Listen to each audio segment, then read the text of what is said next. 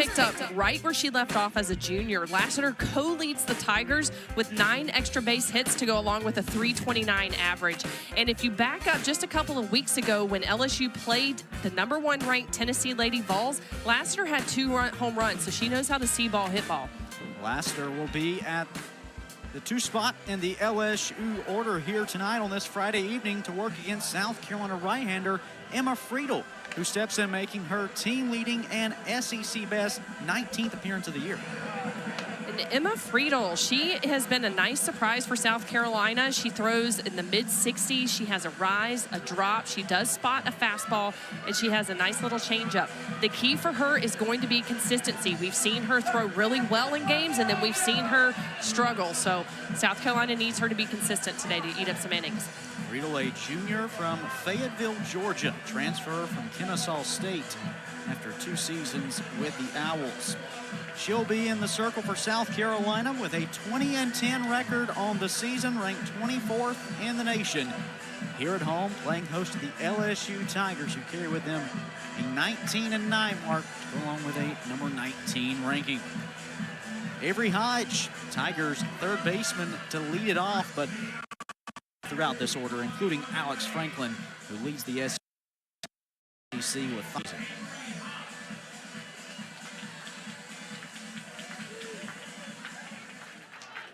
Hodge will step in to lead things off. A gorgeous Friday evening here in Columbia, South Carolina. Mid-70s and barely a cloud above as Emma Friedel deals a strike to get things underway. Hodge, a senior out of Richmond, Texas.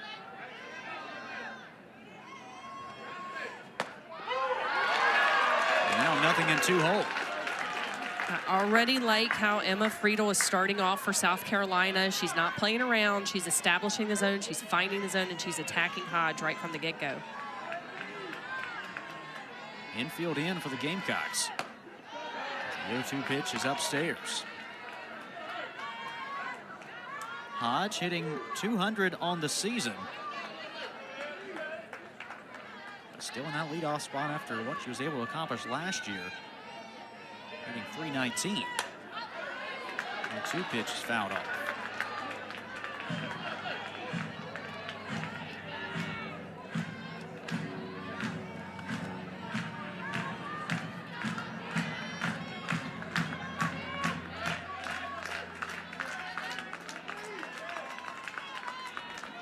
Emma Friedel's 1-2 is up and in to even the count.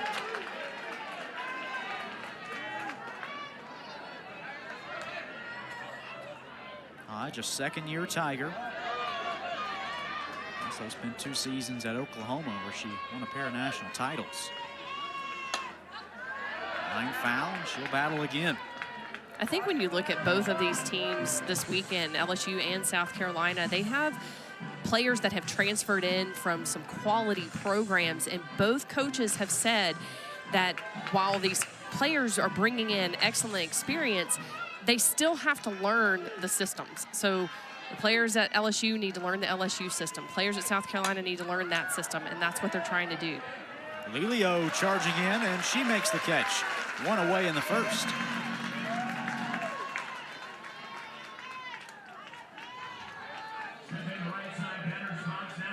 Taking a look at what LSU's been able to accomplish this year.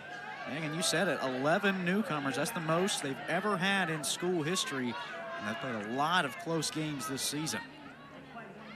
I mean, if you think about that, that's what half their team are newcomers. And just like with South Carolina, you've got to learn the systems, learn the culture, learn what the coaches are expecting of you, the way that you are expected to play in the LSU or South Carolina, you know, frame of thought. And that takes some time because things change. Every coach is different, every culture is different, and it takes a little bit of time to adjust. A 1-1 count on Jayla Lassiter. Senior we were telling you about a moment ago, hitting .329 this season. You can see Friedel is respecting Lassiter. Lassiter has done some damage. He definitely has power in that 2 hole. We talked about that in the open as well. 2 home runs against #1 ranked Lady Vols just a couple of weeks ago. Yeah, leads the team in extra base hits this season with 9. On the ground to Anderson. It gets away from her, and Lassiter will be aboard after the error.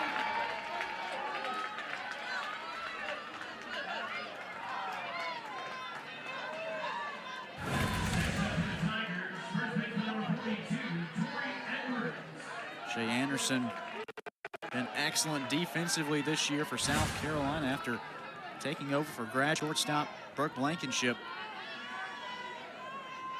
Unable to haul that one in. Now LSU will work with a base runner for Tori Edwards, the reigning SEC Freshman of the Year and preseason all-conference pick.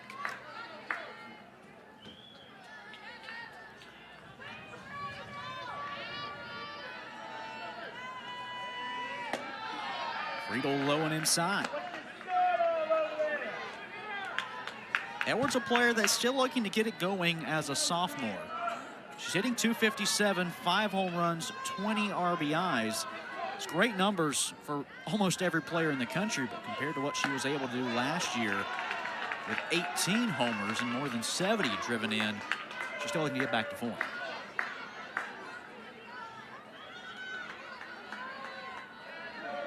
Look back at what Edwards was able to do in her freshman season down in Baton Rouge. Well, and you have to take into account, too, that as a freshman, there's not really a scout on you. Doesn't matter what school you played at before, they don't have much on you. And so she was able to come in and start with a clean slate. And now there's a ton of data out on every one of these hitters. And so you have to learn how to adjust and understand she's not going to see as many good pitches. Good eye there, though. She draws the 5-pitch walk. Lassiter moves into scoring position, and LSU threatening here in the first. Yeah, for South Carolina, defensively, so important to keep it tight, especially with such a potent lineup as LSU brings. You can see Coach Chastain Woodard recognizes exactly what I'm about to say.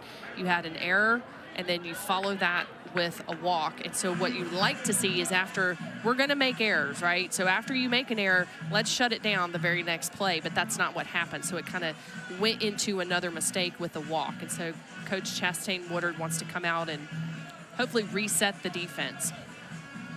Coach Ashley Chastain Woodard, her second season here in Columbia. Back at her alma mater, pitched for the Gamecocks from 2009 to 2011. Spent 1 season as a grad assistant before making some stops as an assistant and a head coach at Charlotte for 4 seasons, taking them to a couple NCAA tournaments. And we'll talk throughout the weekend. I'll just go ahead and put it out there. I'm an alum. I played at South Carolina, so there's that. And we're very excited with what Coach Chastain Woodard is going to do with this program. 2 aboard, 1 gone for Char Lorenz. Left fielder hitting .286 this season. Her first year in purple and gold. Last year was the ACC Freshman of the Year at Louisville. Good job here from Emma Friedel to battle back after the walk to Edwards. She's ahead on Lorenz, 0-2.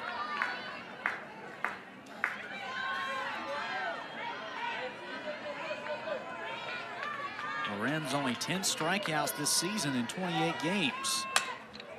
On the ground to Anderson. There's 1, not in time for 2.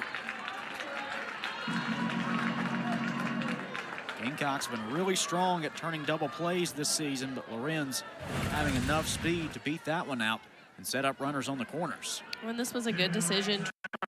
2 outs make up for the previous 2 mistakes. We're still in Lassiter at third. Lorenz over at first base with Alex Franklin stepping in.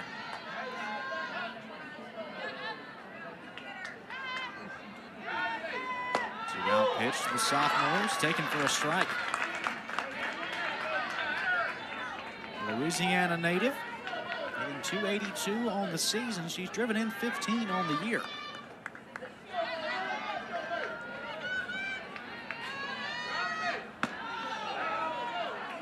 One from Friedel downstairs. Alex Franklin last year as a freshman only had 3 at-bats all season. So talking with head coach Beth Torino about her, because now she's been an everyday starter for this group. What was the difference? She said, look, that's all on Alex Franklin. She made the offseason commitment. She said, look, freshman season, I didn't get the at-bats I wanted. I'm going to play for this team as a sophomore. As a coach, yes. All that, yes. Anytime you can get an athlete that takes ownership and then goes out and puts the work in. And quite frankly, Coach Torina has said that a lot of these athletes, almost everyone on the team, if she can't find them, she knows they're at the field or in the cage. So they like to work. They like to put the time in.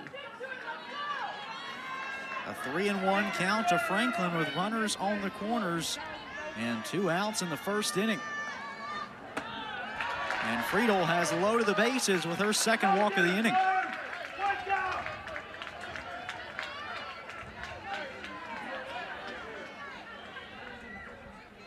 The vacancy sign turned off on the base pass for Macy Bargeron, the senior catcher. Preseason All-SEC selection. And second team All-Conference as a junior.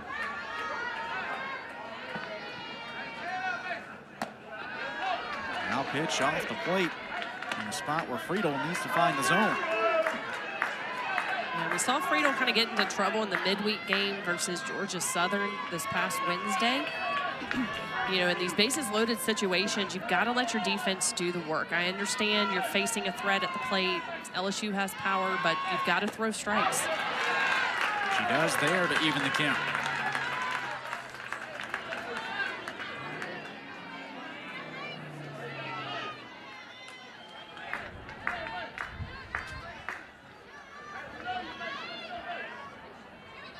Emma Friedel and the Gamecocks trying to escape the first inning jam.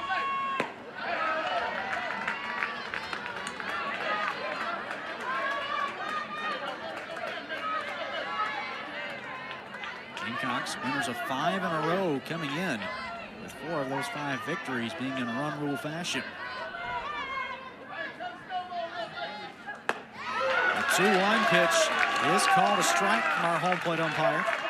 Jack Steers behind the plate. Liam Lopez pellet over at first, and Lyndon Baptiste is our third base umpire tonight. I'd really like to see Friedel go right back to that same pitch. If she's struggling to find the zone, let her go with something that's working. Counts full.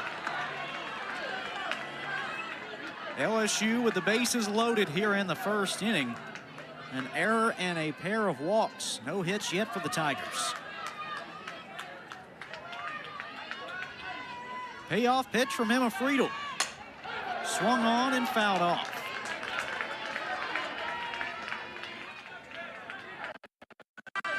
So if you're a pitcher up and coming, this is an excellent situation to practice. So when you're at practice, tell the hitter what you're going to throw and still beat them with it. Because in these situations, you've got to be so close to the plate that it doesn't matter what you're going to throw. You've got to have that confidence to throw any pitch and still know that you're going to beat them.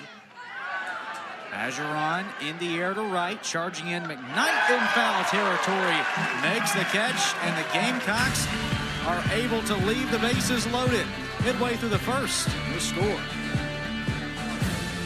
Compton in the circle tonight, getting the start for LSU. Her 10th of the season, a 6-1 record thus far for the senior. Yeah, we can expect to see about every pitch from Clopton. She throws them all in the low 60s. Will primarily rely on rise, curve, and change, and she's really good about expanding the strike zone when she's throwing her curve to a right-handed hitter.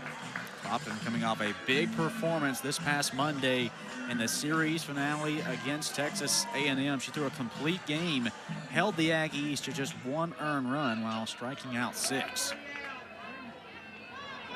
Top of the order for the Gamecocks is Quincy Lelio. The redshirt senior left fielder hitting a team best .424 on the year.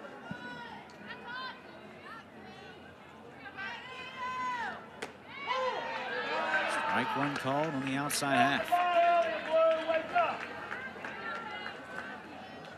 And unique here, Megan, you said it, for Tatum Clopton. She does such a great job about expanding the zone. The hitter, Quincy Lelio, does such a great job of shrinking the zone. She does. So this will be a really fun at bat. I think even through the first part of South Carolina's lineup, they have some very good eyes in the lineup. And like I've mentioned before, when you have hitters like Lilio that they're selective, they're picky, they have a really good eye and know what their zone is, that can be, you know, to me, it's irritating as a pitcher. On the ground and through for Lilio.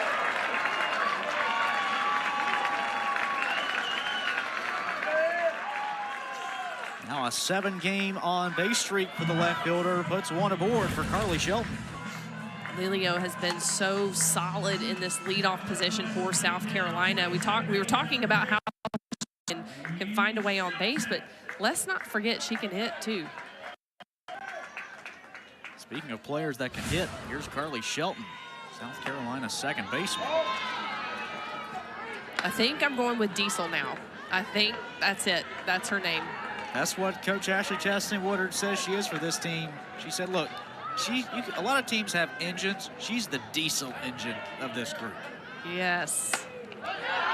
And if you live on a farm like I do now, that's me. I'm Farmer Megan. A diesel engine is good. It is valuable, heavy duty, longevity, durability, all the things that describe Carly Shelton. So that's what I'm going with. Coach has said diesel. She's a player that just means business. You know it. Yep. Locked in. On the ground and through.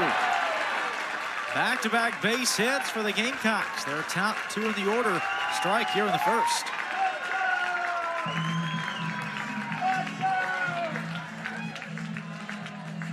South Carolina is wasting no time getting a hold of Clopton's pitches around the zone. Really trying to set the tone early.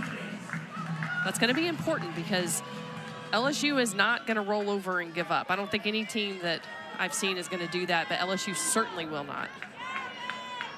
Now the pitch to Tori Inslee's high.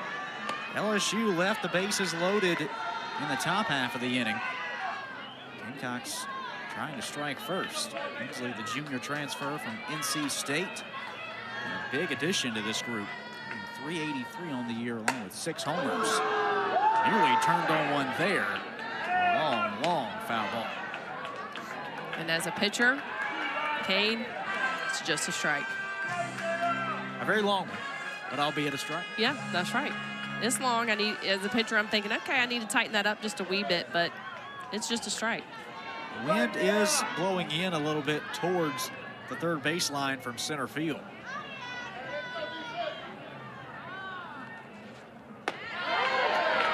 Nice off-speed delivery there from Clopton to get ahead in the count. I would expect to see that pitch more from Clopton. Remember, she's going to mix everything. So how is she going to set that pitch up? Inslee hitting over 300 this season with runners in scoring position. Grounds that one to Hodge. She will tag the bag over there and make the throw across. That was a nice defensive play. Gets LSU out of a bit of a pickle here. Ball was right at third base. Quick tag. Still had plenty of time to get over to first. Quick double play from LSU leaves just one aboard for Ariana Rohde. Rip shot foul to left field corner. Rohde, one of the power hitters that is back with South Carolina after a big year last year. So far this season, 6 home runs among 50 intercollegiate career. That's 7th most among active players.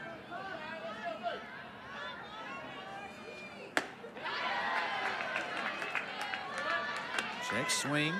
They'll say she held off. 1-1 now. Rohde, the only Gamecock to receive preseason All-SEC honors. Clopton really locating that changeup pitch well for strikes.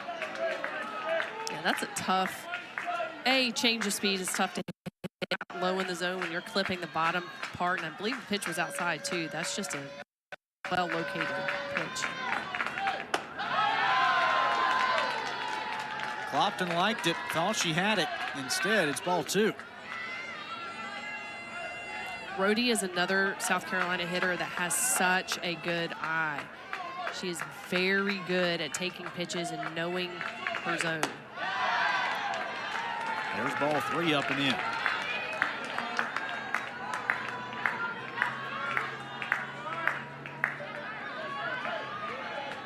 Mentioned knowing the zone well. We said 7th among active players in homers. She's 3rd in career walks. This ball skied in the air to right. Ranging on it is Franklin in foul territory. She ends the inning.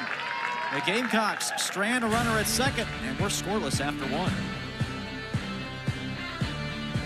Beth Torina, head coach of LSU, her 15th season at the helm, and closing in on 600 wins with the Tigers. Oh my gosh, Coach Torina.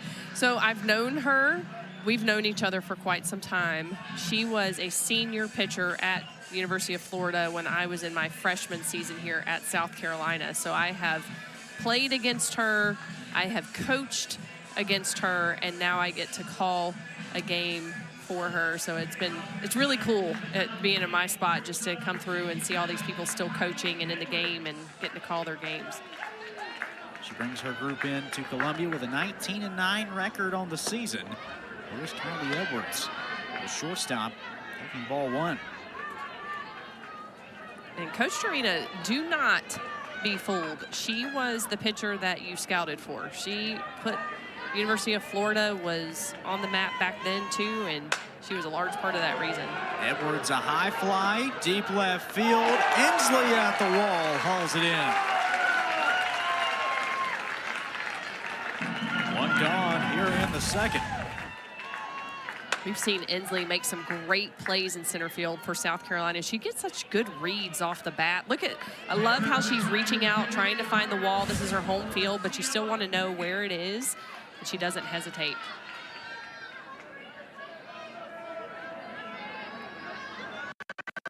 Ciela Pickett, LSU DP. Freshman 312, her first year in purple and gold.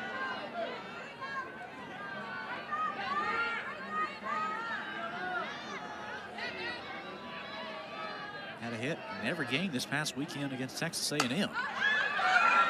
Pops that one up right side. Rhodey's there for the second out.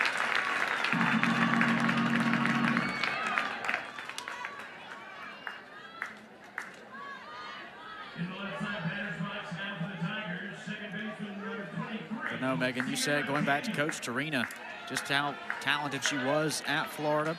Was named to D1Softball.com's all-quarter century team a little bit earlier this year. 1998 SEC champ. Person to my right, 1999 SEC champ. Yeah, she wasn't playing, and she was very organized and detailed, had every workout she did, journaled, logged. She was very intentional. 1-0 pitch, Sierra Daniel lays it down. Tough play for Tate Davis. And Daniel's speed earns her a base hit. Nicely done by Daniel. Not much that South Carolina's defense could do here. Good job on the inside pitch. Too much speed. That's why speed is so tough for defenses. Puts pressure, makes you make decisions faster. First hit of the game for LSU. Back to the top of the order, it's Avery Hodge. A fly out to shallow left, last inning.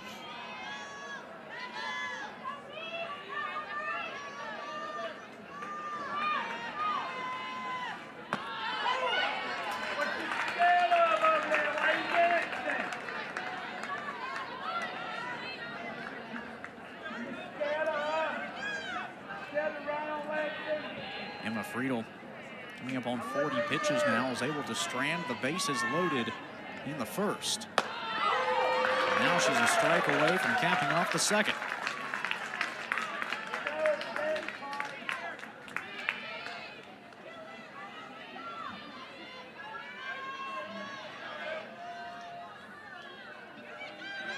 Daniel over at first with 2 gone. To Anderson, and that's the inning. LSU gets their first hit of the game, but nothing more. 7th year overall as a head coach, trying to get to her 4th regional appearance. Yeah, and Coach Chastain Woodard, I know her as Ash. She came after me playing, and I have watched her career, primarily as a coach, coming up through the coaching ranks, and she moved quickly and just had such success. I was at Ole Miss, and she came after me at Ole Miss, so of course I paid attention there, and she won a Coach of the Year while she was at Ole Miss, so you kind of knew she was going to do some big things, and sure enough, here she is. But we're very excited as an alum to have her back. Tate Davis standing in for the Gamecocks. Sophomore transfer, speaking of Ole Miss. She spent freshman year in Oxford and hammers this one. See you later. Tate Davis, a solo shot onto the track. It's 1-0 Gamecocks here in the 2nd.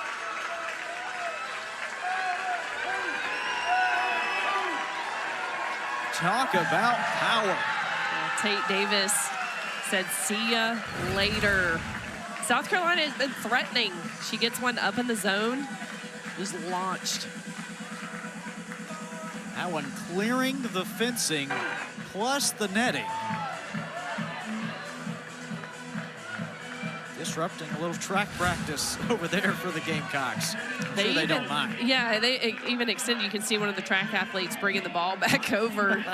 That's a good job returning that ball, buddy. But they extended the fencing years ago, or the netting up there, to try to prevent that. I remember when we played, we would hit balls all the time over there on the track. And so I don't know how high that is, but it's pretty high. So that was launched. Lexi Winters on the ground up the middle. Edwards ranges over and makes the play. Yeah, you're probably talking, what, 75, 80-foot tall net there? Yes, it's big. Extends all the way nearly to the top of the fair pole, as you can see. Tate Davis said, no problem, just going to go right over it. 1-0 Gamecocks with the bases clear. Here's Jamie McKay, senior from Laguna Beach, California. Also connected to Tate Davis via Ole Miss. For McKay, she spent 3 years with the Rebels.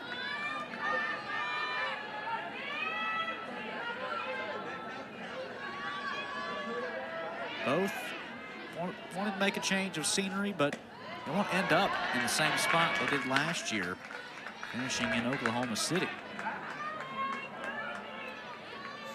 And not in this situation, but McKay, to me, is the closer. She had 2 walk-off home runs in the Boston College series last weekend, so she will forever be known to me as the closer. It's a good moniker to have. Yeah, yeah. I just love her background, just coming from a baseball. She played baseball all of her pretty much life. That's and right. Then you probably have more on the story, but realized for her to play in college, she was going to have to go the softball route. So kind of late in her career, she made that transition from baseball to softball. Still plays some baseball, but I'm just thinking about the hitting, how she hits so well from baseball to softball. She's hitting .257 this season. Golfs that one in the air to right center, and that one is over the wall. Jamie McKay belts one opposite way, and it's 2-0 South Carolina. And honestly, Kate, that's all I've seen her do is hit bombs. So she's bringing the power in. I love it. She's so just put together and confident. Coach Chastain Woodard wanted to see more from her. I don't know what else more you need to see. I think McKay has said, I'm here to stay in this lineup. Her 3rd homer of the season and of the week.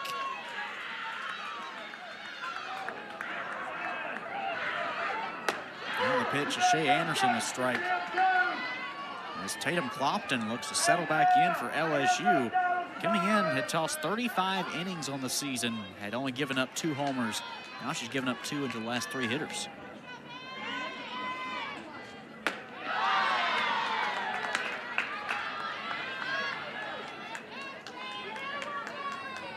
Anderson, sophomore shortstop from Moore Park, California.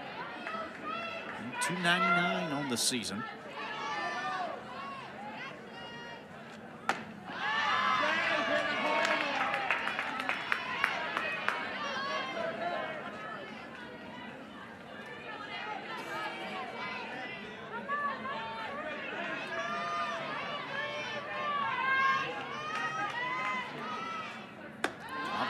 Deals outside. Fifth-year right-hander for LSU, making their 7th start of the season. There's just 1 loss on a record this year. Yeah, Clopton has been solid for LSU. And South Carolina just is seeing the ball well off of her right now. And like you said, it's uncharacteristic. She's given up 2 home runs in this inning alone, and that's not typically what you would see from her. Yeah, even you go back to the first, South Carolina top 2 hitters in the order for Lelio and Shelton. They both got base hits. And only thanks to a double play, that clear up some of the damage. Anderson fouling that one off to stay alive.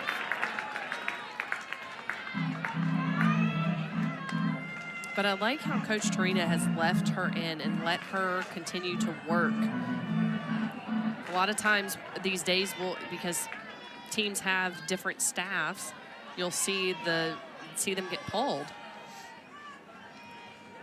Payoff delivery, swung on and missed. Tatum Clopton gets her first strikeout of the night and 23rd of the year.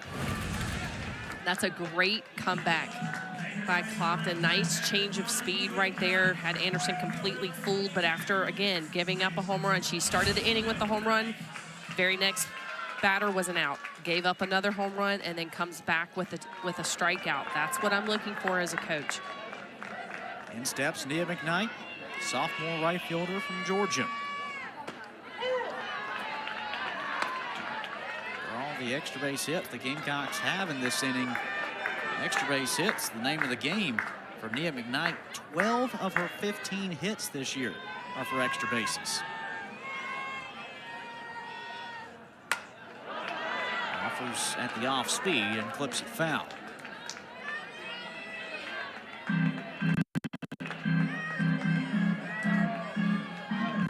Five doubles, 3 triples, 2 homers this year for McKnight.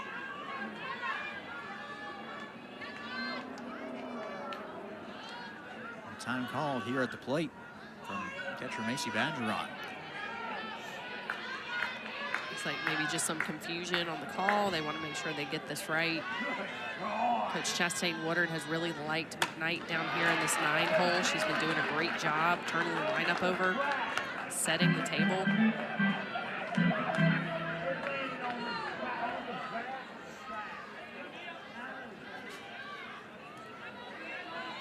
South Carolina able to get on the board here in the second thanks to a pair of homers. McKnight popping that one out of play.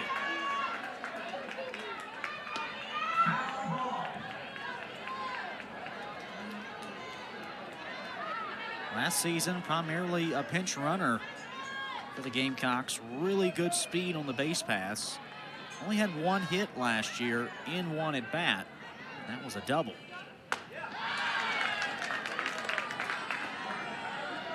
Coming in this season, there was some competition for that starting right field spot after the graduation of Abigail Knight and Emily Vinson, the 2 corner outfielders off the Gamecock Super Regional team last year.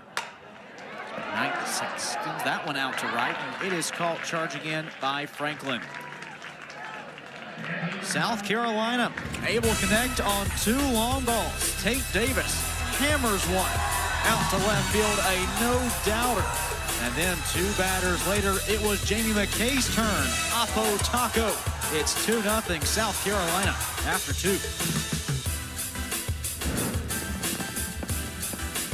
Over on the ESPN app, we certainly did earlier this week, taking a look at LSU's series closing victory over Texas A&M on Monday night. The Aggies falling in that one 7-2, giving the Tigers their first conference win of the season. And they've staring down a 2-0 hole here in the third after a pair of Gamecock homers a bit ago.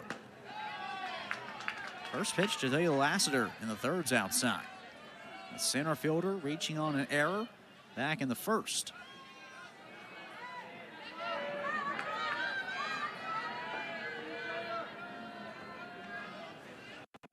Hard hit shot into the gap of left center field. Kicks off the third with a stand-up double.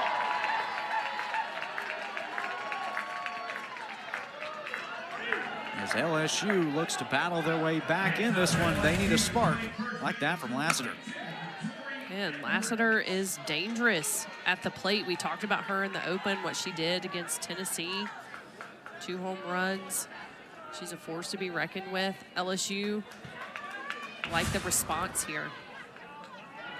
Tying run at the plate in Tori Edwards.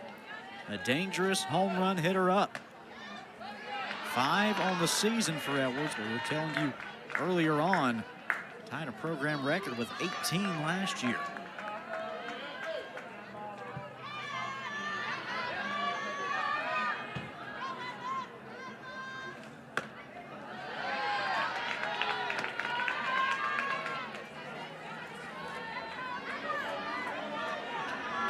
Friedel trying to strand another Tiger in scoring possession.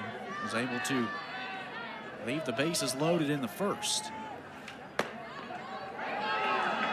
2-0 is now 3-0. You can see Friedel is really respecting Edwards, staying way off the plate.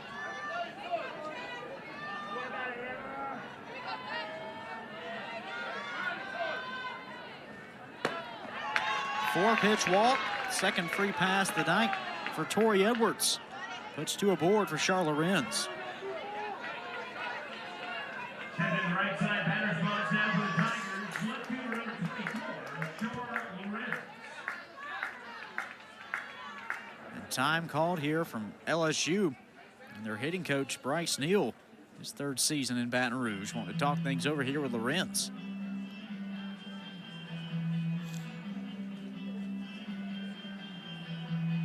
Tigers trying to will their way back in this one after the Gamecocks saw Tate Davis and Jamie McKay hit solo home runs in the bottom half of the second.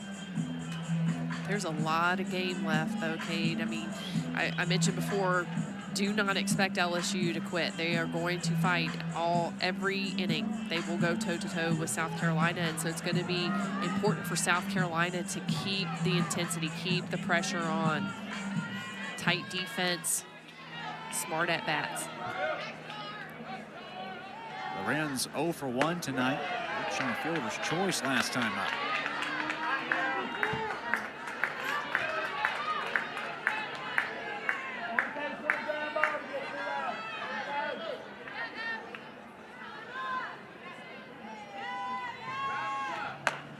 Emma Friedel's 1-0's upstairs.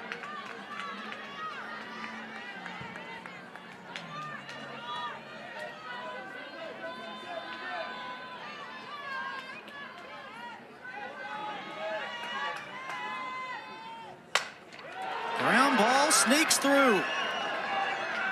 Lassiter throws on the brakes at third, and they're loaded up for LSU.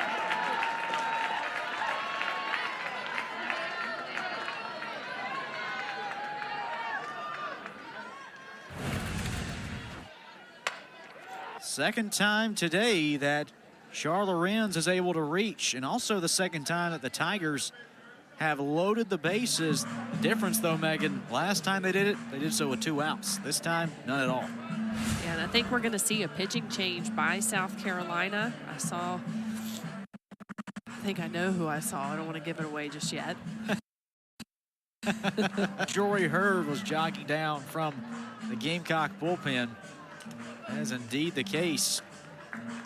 Gamecocks ace going to step in here in the top of the third. She will inherit the bases loaded. LSU threatening here in the third.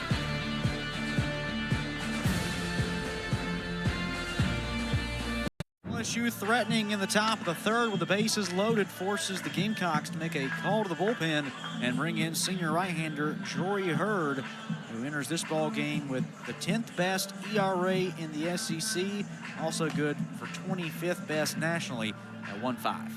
South Carolina wasting no time bringing the alpha of their staff in. Hurd looks better than she ever has before. She's going to throw in the upper 60s. She mixes a little bit of everything. Curve, drop curve, spots a fastball, does throw a rise, and we will see a changeup.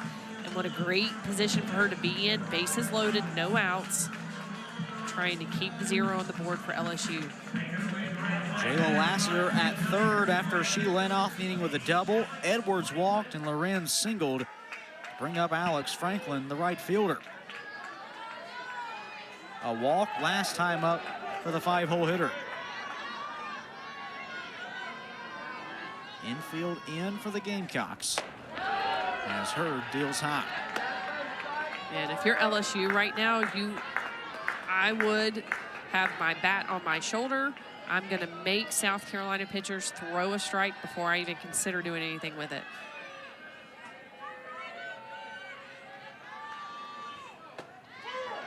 The 1-0 pitch evens things up on the outside corner. Franklin's last time out on Monday, the series finale against Texas A&M, hitting her second homer of the season.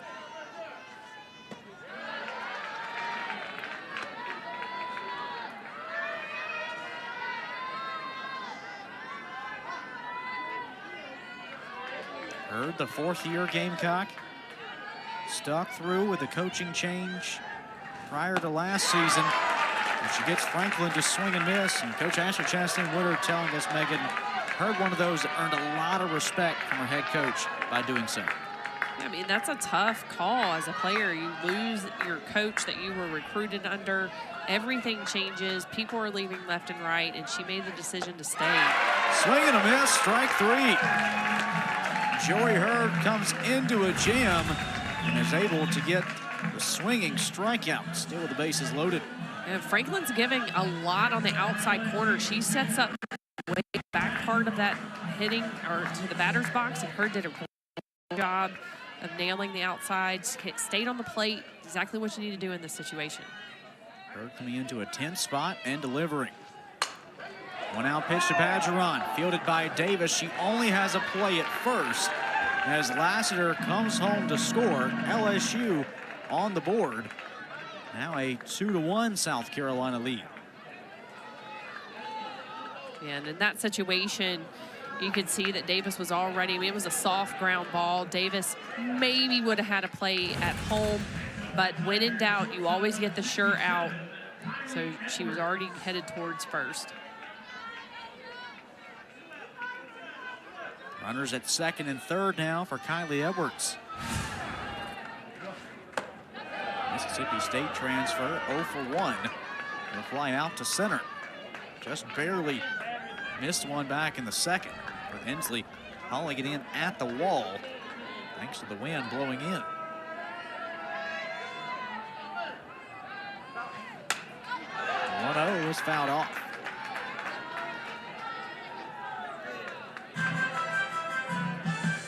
Coach Chastain Woodard talked about Hurd being the alpha of the pitching staff. She kind of declared herself. She made herself the alpha of this staff, and I love that. You've got to have that kind of take charge mentality, and that just speaks to her willingness to come in and be the leader. Edwards goes opposite way and brings in 2. LSU in front off the bat of Kylie Edwards. Talk about situational hitting. Edwards put on a clinic right there. 2 outs, a lot of pressure for LSU. Edwards does a good job. Outside pitch, finds the gap over there at second base, gives her runners enough time to get both of them in.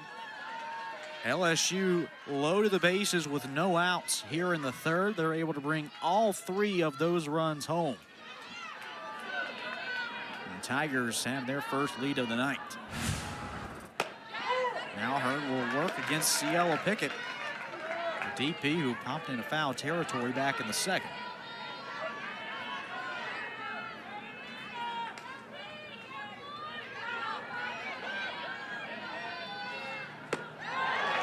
Change-up pitch gets the swing and miss.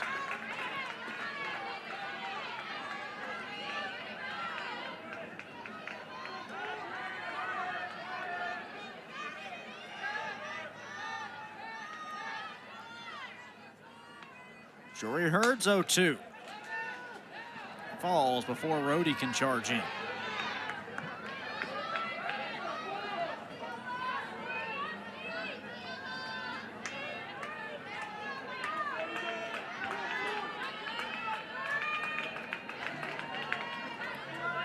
LSU 3 runs on 3 hits and a walk here in the third. Jory Hurd able to close out the frame with her second strikeout in relief. Jory Hurd hoping that can bring some of the momentum back on South Carolina's side. LSU in front, 3-2. See this week, this LSU squad dropping the weekend series at home to Texas A&M, and then we saw Pickens get back in the circle for the Lady Vols after she missed the weekend series against LSU with an injury. Quincy Lelio leading off the third inning for South Carolina, laying down a bunt, and she will sneak on base. Talk about a triple threat. Goodness gracious. Lelio, she's tough. She is a tough out. She has a good eye. She can hit. She can bunt. I think I've seen her try to slap. I don't know. Maybe I'm making that up. That was well placed. Lelio's connected on a couple butt singles like that this season. Just tries her best, wins the best spot in the game to catch the opposition off guard. Now the tying run on the base pass for the Gamecocks, and Carly Shelton at the plate, who singled her last time up.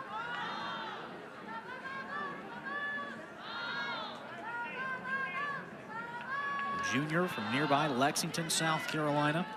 Grew up just 20 minutes away from the Columbia campus. Rips that one to right center field. And Carly Shelton's got a multi-hit game, and the Gamecocks have runners on the corners.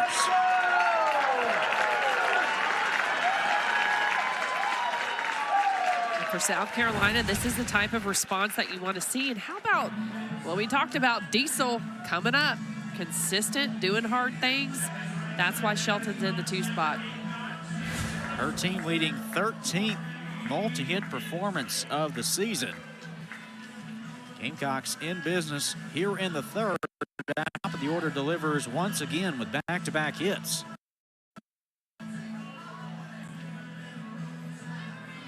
Now LSU head coach Beth Torino going to walk out and believe she's going to make a pitching change here, as that's going to be the end of the road for Tatum Clopton.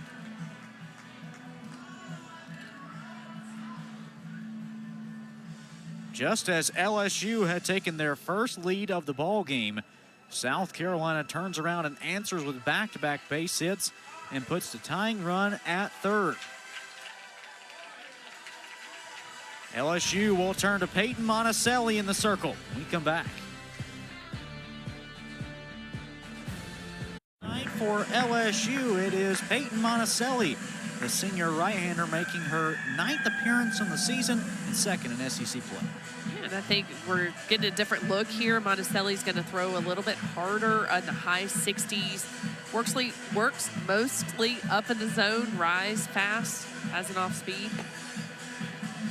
She steps in relief of Tatum Clopton, who gave up a pair of hits in the first but escaped the jam. Then in the second, gave up 2 more hits, but they were costly ones. Solo homers to Tate Davis and Jamie McKay.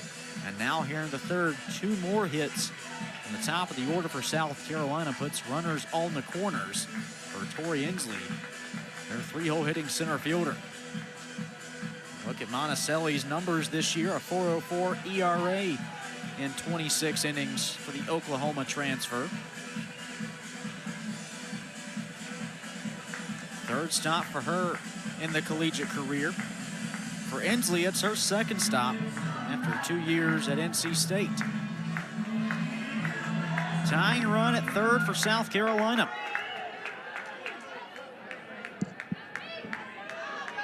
Inslee standing in 0 for 1. Grounded into a double play back in the first. This one on the ground to the right side. Stopped by Daniel on a slide. but it does a job. Lelio comes home to score, and we're tied at 3.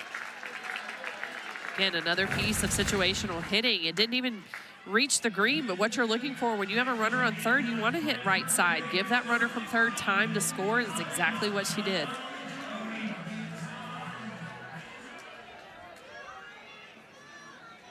Inslee's 30th RBI on the year. Now the Gamecocks looking for the lead. Here's Ariana Rohde. One out hitter takes strike 1. You've got to love the response here from South Carolina. They got behind in the last inning, and now they've come and immediately gotten that run back. That's what you're looking for as a coach. Now, expect that from LSU. I told you this is going to be a back-to-back, back-and-forth game. As Rohde fouls that one off. And you mentioned a little bit earlier, even though these two teams are separated by a couple states, there's a bit of a rivalry here. These two have always been in dogfights. Yes, this has been a long-standing situation with these two teams. and it dates back to the early 90s, or the late 90s, early 2000s. You know, South Carolina didn't have an in-state rival because Clemson didn't have their team yet. And so during that time, LSU, I mean, they're lively, and they've always been good. They've been consistently good, and so there was always a nice rivalry between these two teams. I had some of the best games of my career against LSU, you know, not just pitching-wise. I'm sure I had some of the worst games too, but just the emotion that's involved. It was always a lot of fun to play against LSU. There's intensity. How about that? Rohde fouling that one off. Even you go back to last season, there was some intensity last year in Baton Rouge. The Gamecocks taking the series down there for the first time since the '97 season. They lost the opener in run rule fashion, but came back to win games 2 and 3 by a pair of runs. 1-2 pitch over at low, and it's 2-2 now. Yeah, I actually asked Coach Ashley Chastain-Woodard for South Carolina, like, how are you preparing the team for such an intense matchup? And, you know, she made the point it's easier when you're at home, and it is. You know, you go down to LSU and you play this series, it's a whole different environment for South Carolina. And so just prepping, knowing that you're in your home field. But I mean, look at the stands. LSU travels well. They usually, you know, do bring a good fan base, and they ain't shy. Confident Cajuns, no doubt. As Ariana Rohde's now worked a full count. Yeah, plenty of purple gold in the stands, but also a ton of garnet and black. Carly Shelton stands at second for South Carolina. She represents the go-ahead run here in the third. Rohde pops that one up. Badgeron gives it chase, but it'll get over the net and into the seats.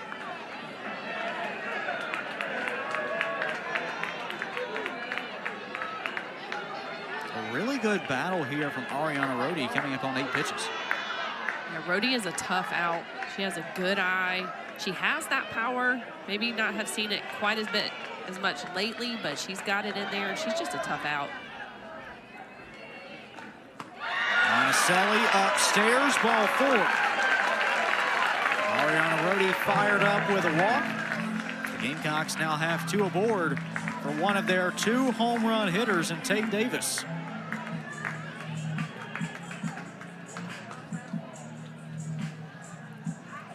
Chastain-Woodard going to step out here and put some speed on the base paths in the place of Rohde. It's going to be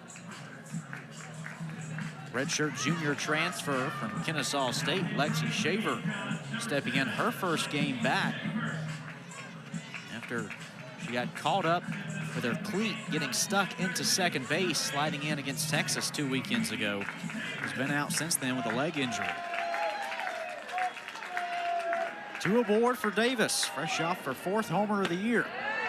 And it was a no-doubter to left field, cleared the 80-foot tall fencing out there, and made its way onto the Gamecocks track facility.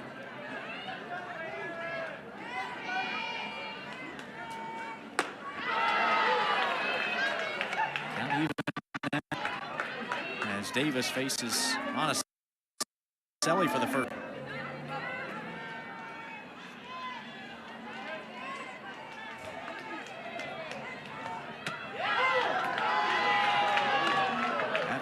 Davis. 247 feet it traveled.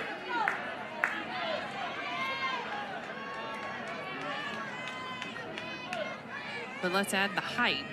I mean, add the height to it too, you know. That ball just kept climbing till it got out of here. to get over those nets, definitely did.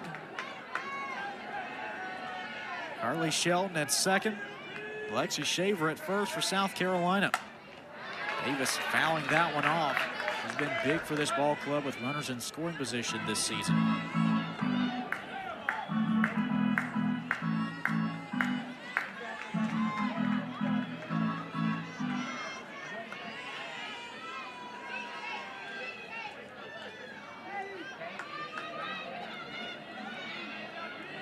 Monticelli's 2-2 is outside.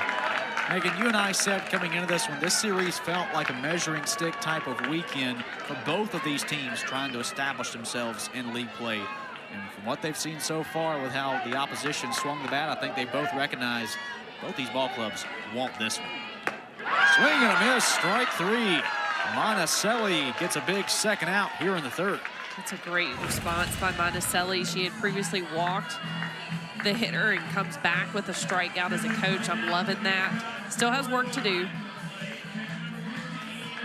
But yes, both of these teams, again, I think this goes back to they're pretty evenly matched across the board, ranking, stats, all the things. And then also that touch of rivalry, that touch of tradition. Strike one on Lexi Winters. South Carolina catcher. 1-for-1 with a ground out. But let's be honest, when you're playing in the SEC, everybody wants to win every weekend. So this isn't shocking, you know. And the Gamecocks hitting coach Katie Browder are going to walk out for a conversation here with Lexi Winters. And I think this is not only in part to give Winters some advice here, Megan, but also probably just to break up the rhythm that Monticelli's found. Absolutely. Monticelli's finding her flow, had a big strikeout. See if you can shake the timing up. Tying run in scoring position for South Carolina. 0-2 pitch off the plate.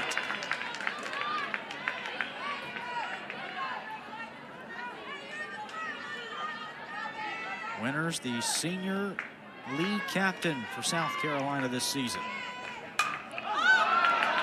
Skies that one on the infield. Daniel steps in and ends the inning. Gamecocks tie it up, but Monticelli stops them there. We're even at 3 after 3. 3. Gamecocks just tying it up a moment ago. On RBI for Tori Inslee. Sends things back over to LSU and their 9-hole hitter, Sierra Daniel.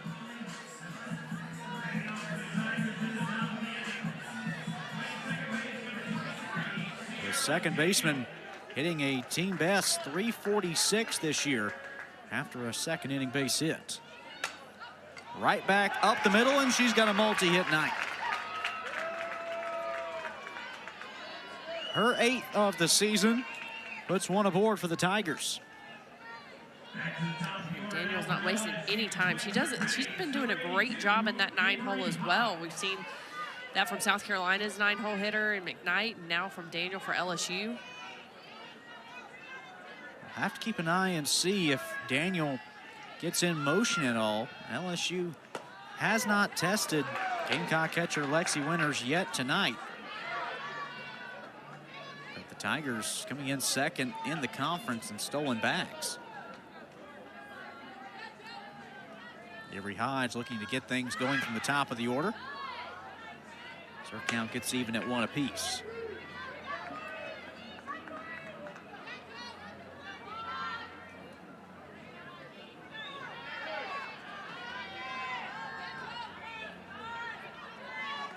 Jory Hurd from the circle for South Carolina, up and in. Ball 2. Hurd came in relief of Emma Friedel last inning. Inherited the bases loaded. And those 3 base runners did come around to score, but in that same span of time, Hurd recorded a pair of strikeouts. And now she's a pitch away from picking up a third.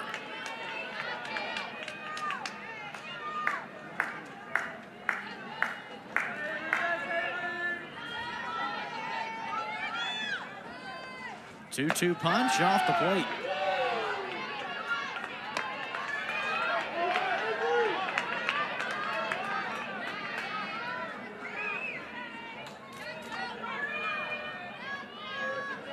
Hurd trying to work around the leadoff single. On the ground, stopped by Rhodey in a double play.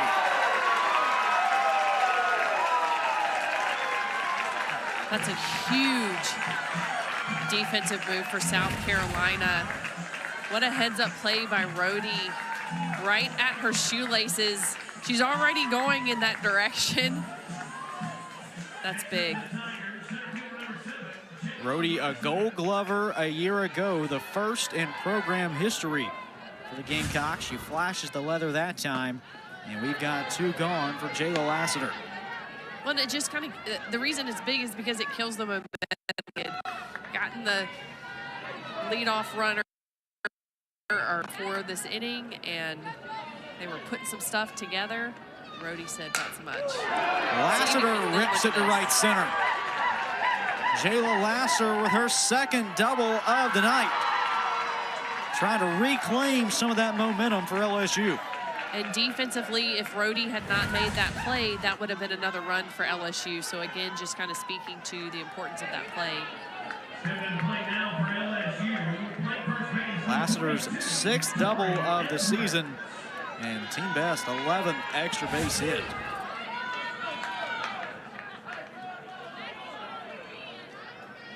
Now Lexi Winter's going to walk out and talk things over with Jory Hurd before facing Tori Edwards.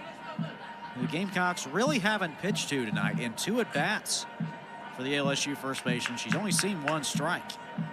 Got a pair of walks, came around to score a run. Taking a look at the South Carolina bullpen, they have Josie Marin, right-hander from Mississippi State, warming up. South Carolina has definitely been pitching around Tori Edwards. It'll be interesting to see here how Hurd goes at her, what the approach is.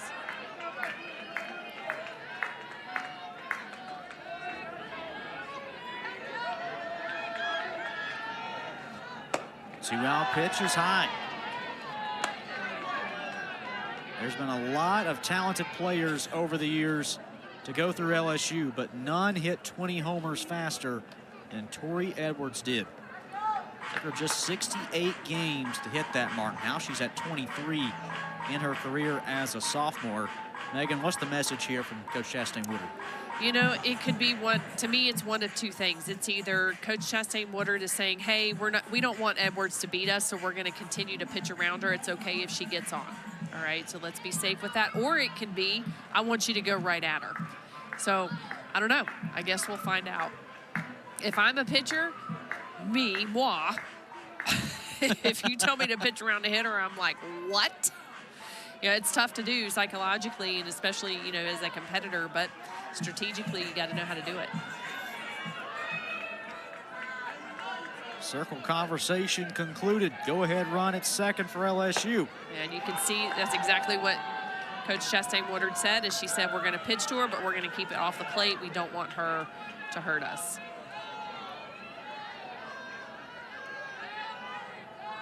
Winters setting up off the plate, and that's ball 3. You know, talking with LSU head coach Beth Torina earlier this week after their series against Texas A&M, where in game 1, Aggie slugger Maya Perez hurt them with a couple long balls. And they kind of adapted their plan after that. They said, look, pitching to Maya Perez, that was a mistake. That was one you had to own as a head coach. She moved on, and in the final game of the series, Maya Perez didn't see a strike. Well, and I really appreciate Coach Torina taking ownership for that call, because a lot of times you'll see coaches, you know, kind of roll it off on the players, and Coach said, no, that was a coaching 101. Basically, we shouldn't have done that, and we did it, and she took ownership of that. And what an example to the athletes, too. Like, to say, hey, that's my bad, that's on me, and then they didn't make that mistake again. 2 on now for Charla Renz. It's 1 for 2 tonight. The run scored. Yeah, so if you think about this now, Lorenz is up to bat, and they have just pretty much intentionally walked to Lorenz. So Lorenz may have a bit of a chip on her shoulder. Bird just outside, ball 2. Lorenz taking the world by storm last year, earning ACC Freshman of the Year honors at Louisville.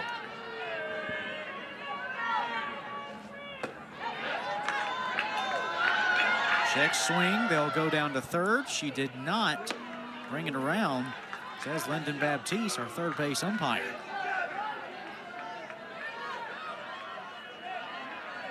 Char Lorenz, a player that Coach Serena just called uber special in every way. Trying to give the Tigers the lead. Pops it back foul and runs the count full.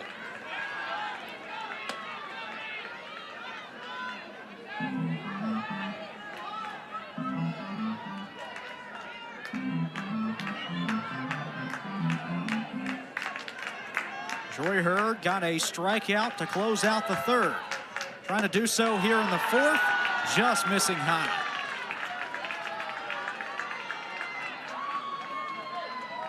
After the double play, cleared the bases here in the fourth.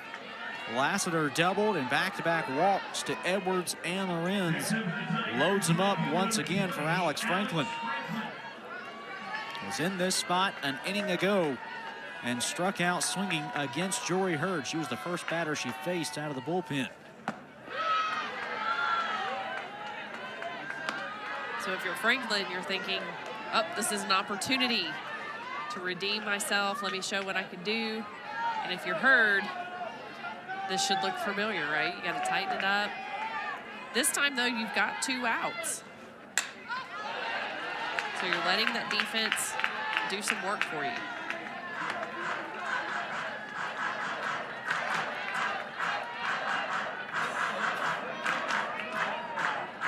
Hurd over 250 career strikeouts now in her senior season.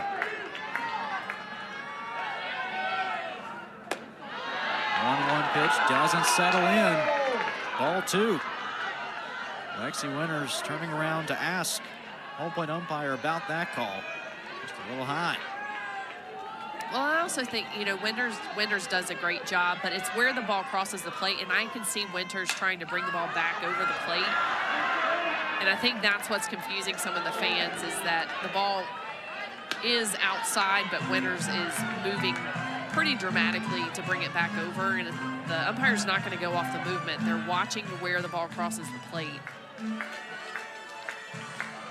2 balls and 2 strikes on Franklin. Bases loaded for LSU in a tie game. The 2-2 on the ground. And Shelton ends the inning.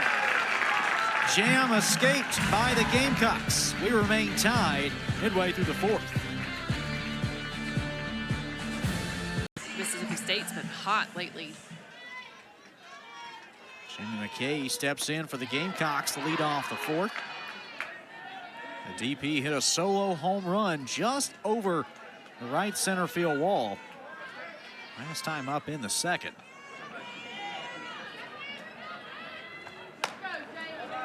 Chops this one back to the circle, handled by Monticelli.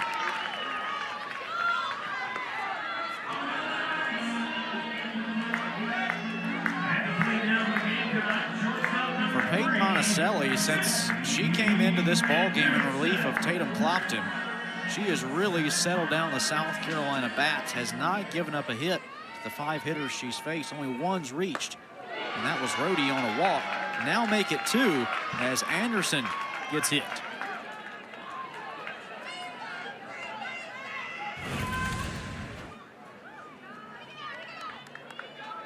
Yeah, Monticelli just trying to go up and in on that pitch, and would you look at that?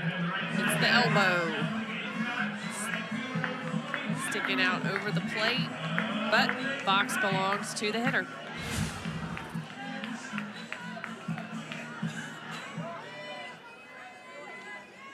One on with 1 out for Nia McKnight. Gamecock right fielder 0 for 1. A fly out last time up.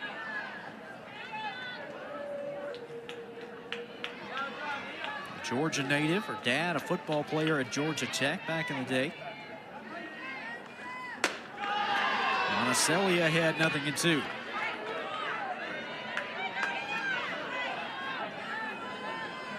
KG were saying how Monticelli has been doing a good job, and I know she just had that hit by pitch, but she has. She's been steady. She's been hitting her spots, working the corners.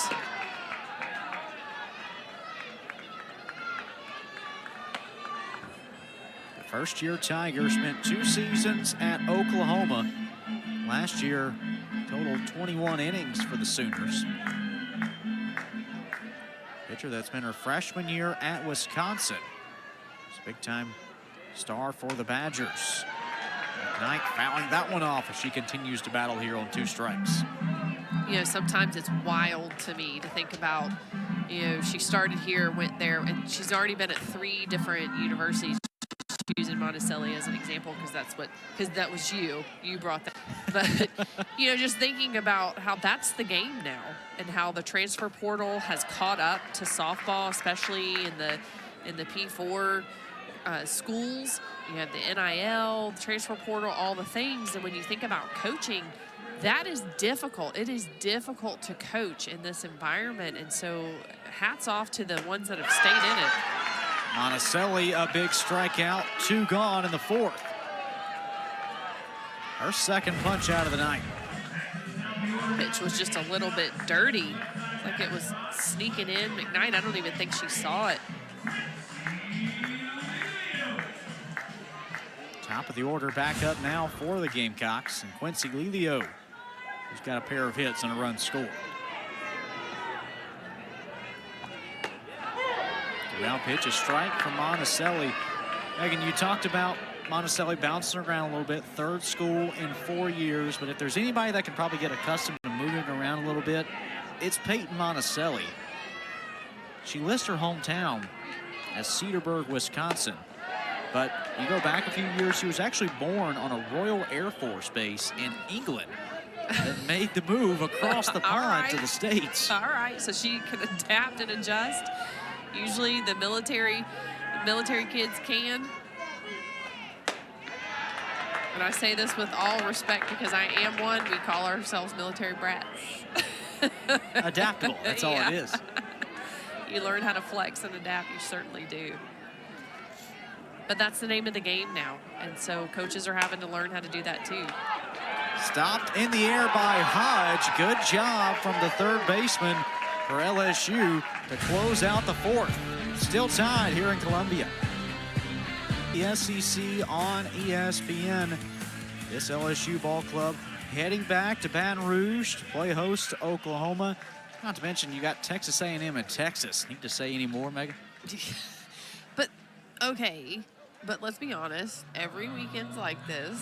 You know, the addition of Oklahoma and Texas definitely has leveled up the SEC. It's made it more challenging for sure. But every weekend, it's that same mentality. You're in a oftentimes top 5, top 10 matchup. Macy Badgeron, a leadoff inning for LSU. Megan, I want to go back a little bit and the gauntlet that is an SEC schedule. A lot of these teams now will play a non-conference slate that includes a lot of these invitationals and round-robin tournaments. For LSU, they went down to Clearwater, Florida. For South Carolina, they went out to the Mary Nutter Classic in California. What's most important in a non-conference schedule to prepare yourself for league play? Well, I mean, I think it's about well, part of that is you have early in the season, right? So there's this knocking the rust off, kind of getting into the rhythm. But you have to take the mentality of every game is the game that you want to be finishing at. So if you're playing these midweek games and it's, you know, like South Carolina, they played Georgia Southern this midweek, they have to prepare as if they're playing LSU mentally, physically, and emotionally, and the same goes for any team. That ball getting away from Shea Anderson. It's ruled a double for Badgeron, her 6th of the season. And suddenly to lead off the fifth, LSU has the leadoff batter not just aboard, but in scoring position.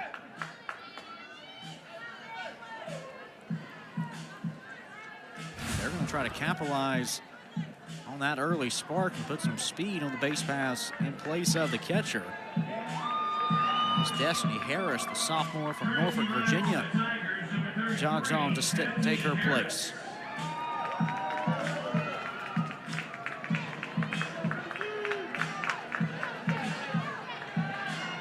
22nd game of the season for Harris.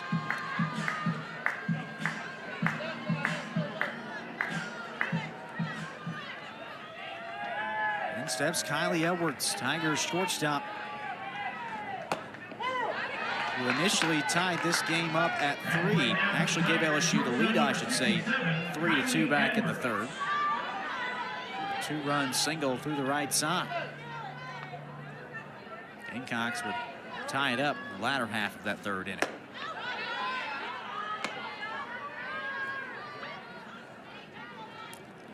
Edwards has made some solid contact in both at bats so far. She's been a tough out. Yeah, even going back to her first at bat, a deep fly out that Tori Inslee caught at the wall in center field. The wind that was working against her then has died down a bit as this game has gone on.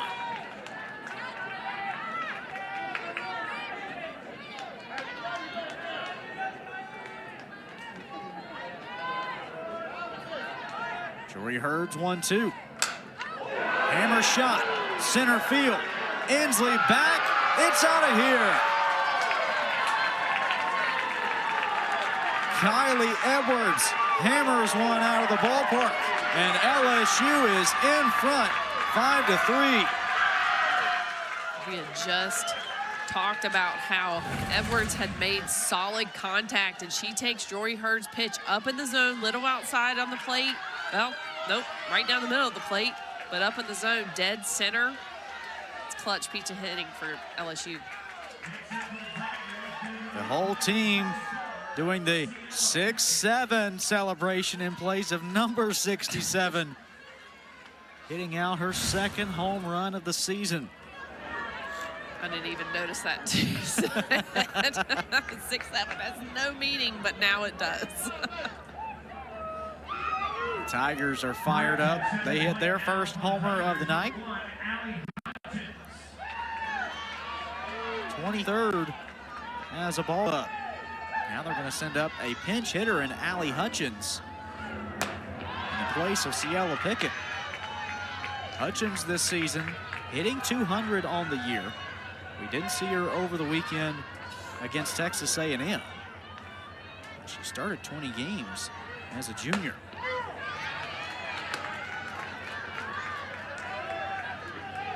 Transfer from Kentucky, spent 2 years with the Wildcats. Their everyday third baseman in 2025. Hutchins opposite way and falls in foul territory. We're seeing the back and forth that we anticipated with this series, with South Carolina and LSU going toe-to-toe. One goes up, the other one responds. But this makes for good ball. I mean, I would much rather watch a game like this than a blowout. A back and forth battle to open up the weekend series. These two back in action at 3 o'clock tomorrow and at 1 p.m. on Sunday. Hurd's 2-2. Hutchins fouls it off.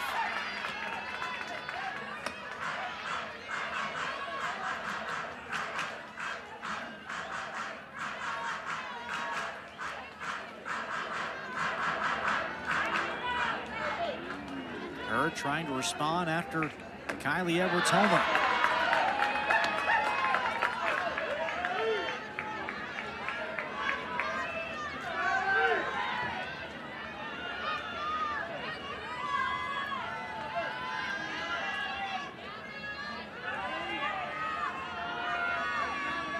Payoff pitch. Hutchins sends it into the stands.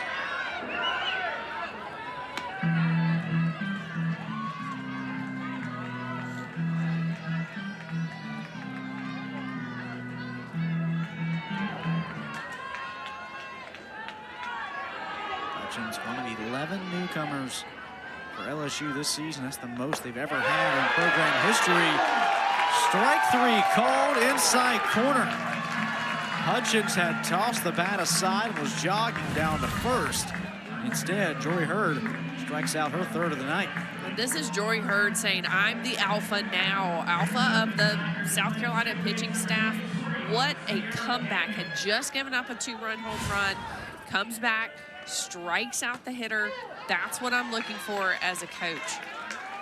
The other thing she's doing is she is building evidence for herself. So down the road, when she gets in these situations again, she can look back and say, no, I can do this. Remember when? And she can think specifically to moments like that.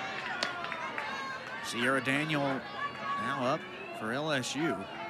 She's got a multi-hit night, pair of singles last 2 times up.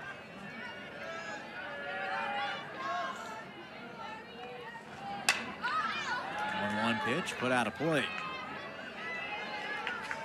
Top of the 5th inning. Kay Crenshaw alongside Megan Bunning here with you tonight. LSU leading 5-3 over South Carolina. The Tigers jumping in front a moment ago on a 2-run home run from Kylie Edwards.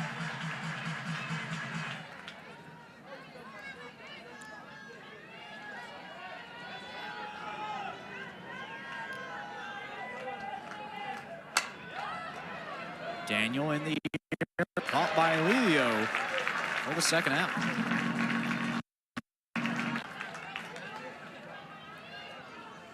Back to the top of the order now for the Tigers, playing third base, number 82. Back to the top of the order for the 4th time tonight.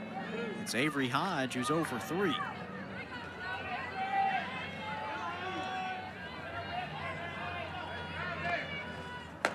Hurd's 2-out toss, a little off.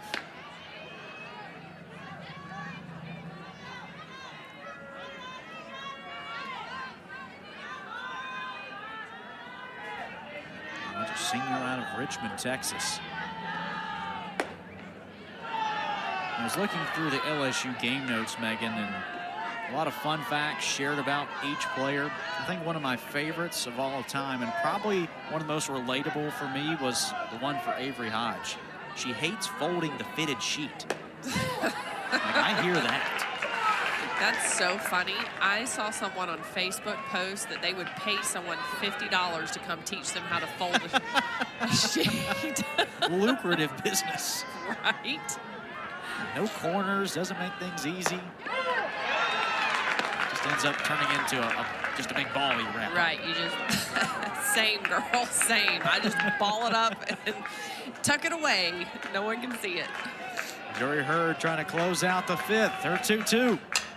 Fouled off. We'll see it again.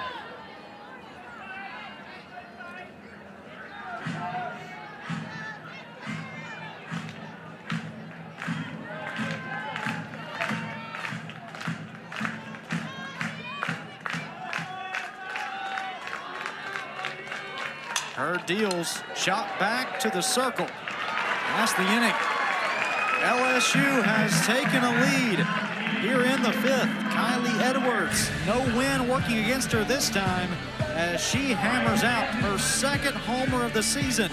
This one a 2-run shot, and the 19th Tigers lead 5-3. As LSU took their last lead in the 3rd, Gamecocks answered in the bottom half. Carly that effort once again.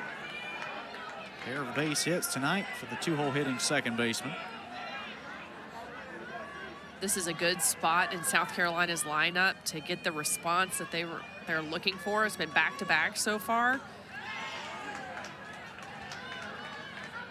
Who better than to have Carly, Diesel, Shelton step up to the plate? She's been the driving force all year for the Gamecocks. Jasmine Chastain-Woodard telling us she really feels like Shelton's kind of entering that phase of her career where she's starting to be a face of the program and being that top name on opponents' scouting reports that they know going into the weekend. You've got to prepare for Carly Shelton. Absolutely. And anytime you're the person that the other team is preparing for, I mean, that's a badge of honor, but it also can be something that can carry a weight if you let it get to you, because you gotta be on point. You gotta tighten up. Sometimes you have to adjust because they're coming after you. They're prepared for you. Peyton Monticelli from the circle for LSU. Shelton swings, puts this one on the ground, and she's retired for the first time tonight.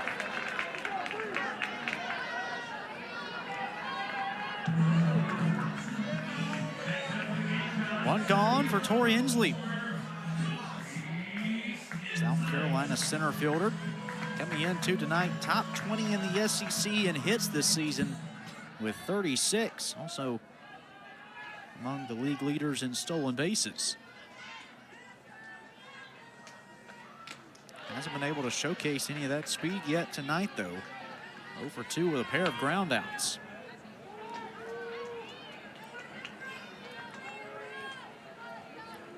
This is the first batter that Monticelli faced when she came in the game.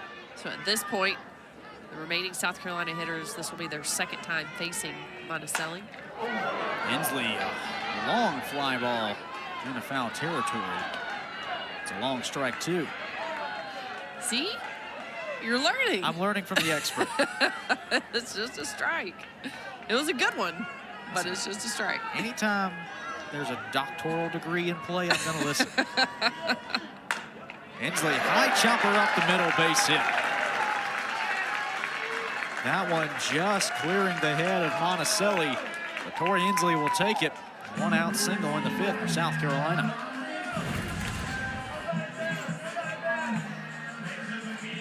Inslee just getting the job done.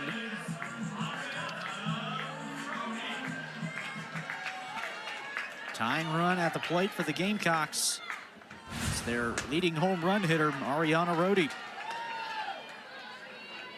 0 for 1 with a walk tonight is the Rhode Island native.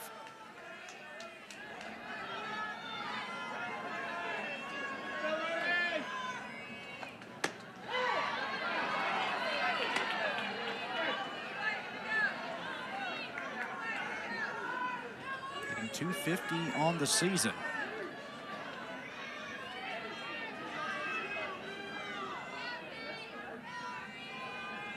With Inslee at first and one away. Rohde takes strike 2. The senior captain for this group, who's playing a long way from her hometown, but no distance great enough. Even 900 miles worth, her parents still make the trip down every weekend to see her play. Now back, we'll see it again. That's really amazing. That's not a small feat. Having that family, that support in the stands really goes a long way, I'm sure, for Rohde as well. Talk about memories. She's made plenty of them in her career. Up and in, 2-2. I remember, before these stands down here were here, my grandparents would come and sit kind of right on the other side of the dugout. And they were there for every game. They didn't travel 900 miles, but having those memories and knowing that they were there, you can't replace that. Rohde, a high fly in foul territory. The Wrens giving chase, but that one caught in the LSU bullpen. That was a nice try, yeah. This is not banana ball. If it was banana ball, Savannah Bananas, that would have been counted as an out, but however. I think the Bananas actually went down and played a game over at LSU's baseball field over at Alex Box. They probably did. They came to Tallahassee, where I'm at. They played there. Definitely, I highly recommend them. I would love to see more involvement with softball players. Rohde pokes this one through the left side. Her first hit of the night as the Gamecocks put 2 aboard. Can never close the book on Rohde. She's such a tough out.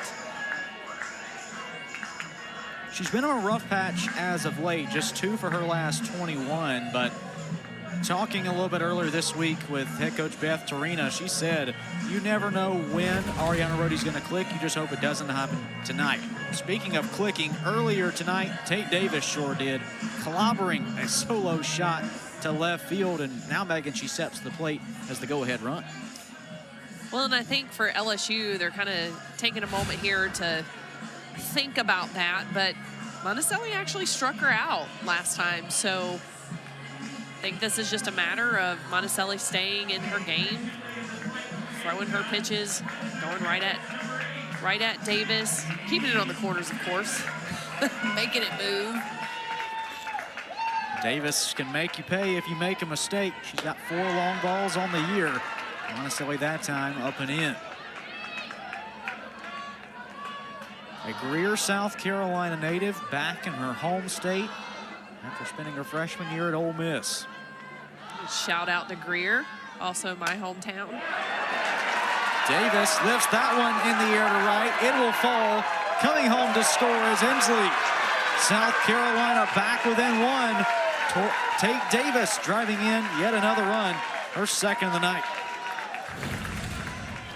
Davis this time we didn't see the power. We just saw opposite field doing what she needed to do. Gave the runners enough time. Looks like we might see a change here. A home run in her first at bat, a little flare shot here in the 5th. The Gamecocks will take them both as they bring South Carolina within run, 5-4. Our score now here in the 5th. Gamecocks within a run, and LSU will make a call to the bullpen as Jaden Hebner, the reigning All-American, will take over when we come back.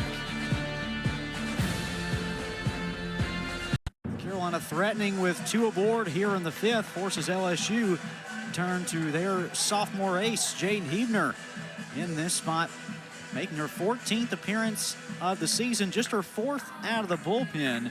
Megan, a reigning freshman All-American from a year ago, is back and is dealing just the same.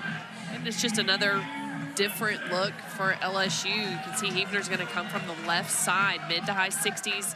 Mixes that curveball that's going to break into a right-handed hitter. Rise ball, some changeup. Love that she's effectively wild, so it keeps the hitters guessing. She'll face Lexi Winters with 2 aboard and 1 gone. Gamecock catcher 0 for 2 tonight. South Carolina bringing in a run a moment ago. RBI single for Tate Davis, latest in a string of 3 straight hits. Hebner's 0-1 turns into 0-2.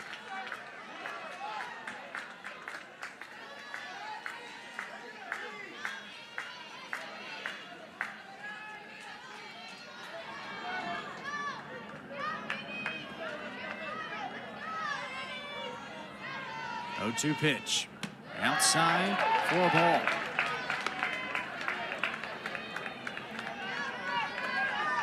Winters was one of the Gamecocks' top hitters in SEC play a year ago. Trying to break through here and tie it up once again against LSU.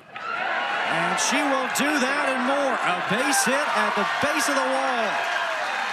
Rhodey in to tie it. All knotted up at 5. Lexi Winters puts 2 in scoring position for South Carolina. Again, just speaking to what we talked about, this is going to be an intense game. Both teams are going to go back and forth, back and forth. We have not been disappointed. Great piece of hitting by Lexi Winters in the gap.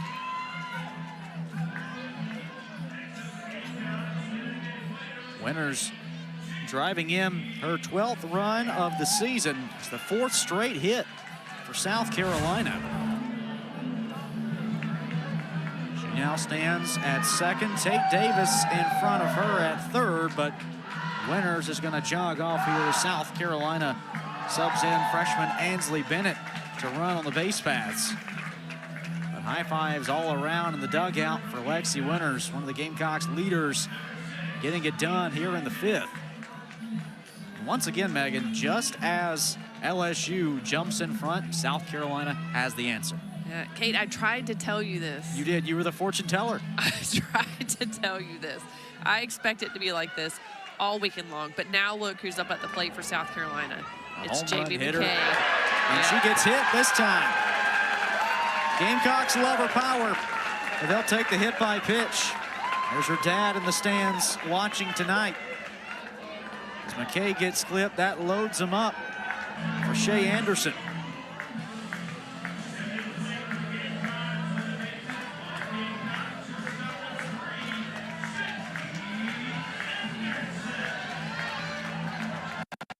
Bases loaded for the shortstop.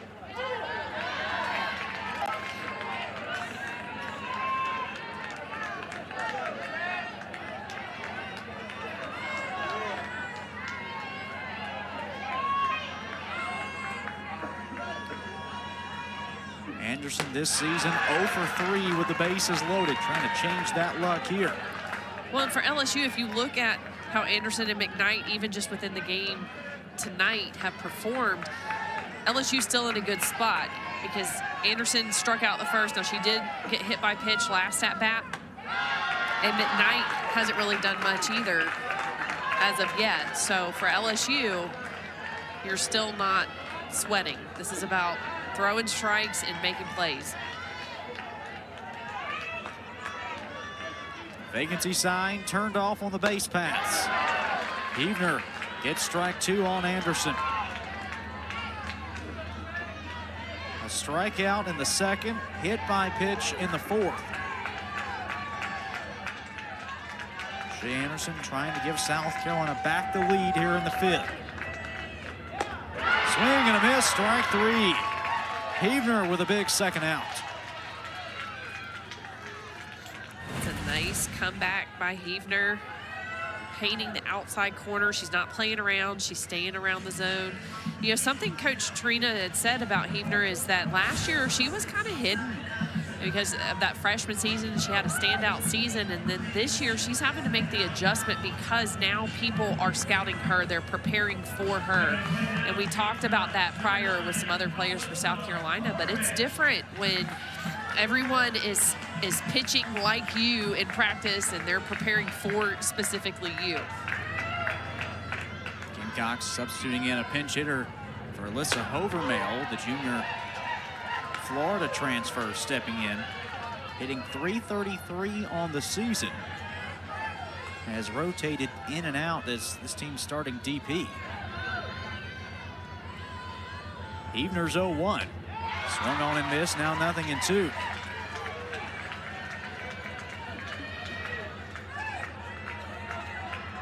Yeah, Coach Torino said with all the teams locking in on Heavner, it's really pushed her to the next level. Her 0-2. Off the plate.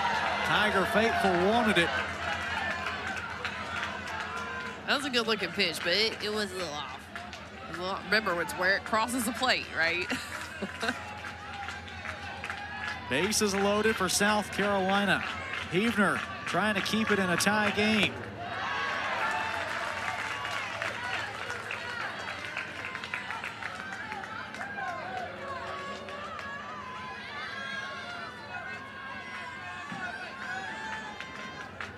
Overmill 1 for 3 this year with the bases loaded. Swing and a miss, strike 3. Jade Heavner gets a pair of punch-outs to close out the fifth, but not before South Carolina ties it up. An RBI single from Lexi Winters has us even at 5 after 5.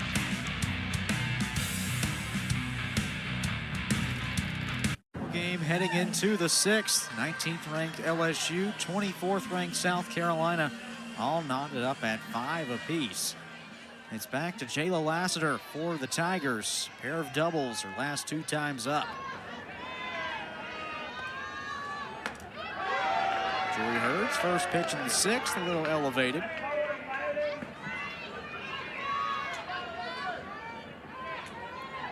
Lassiter now up to 11 extra base hits this season. That's the most of any Tiger.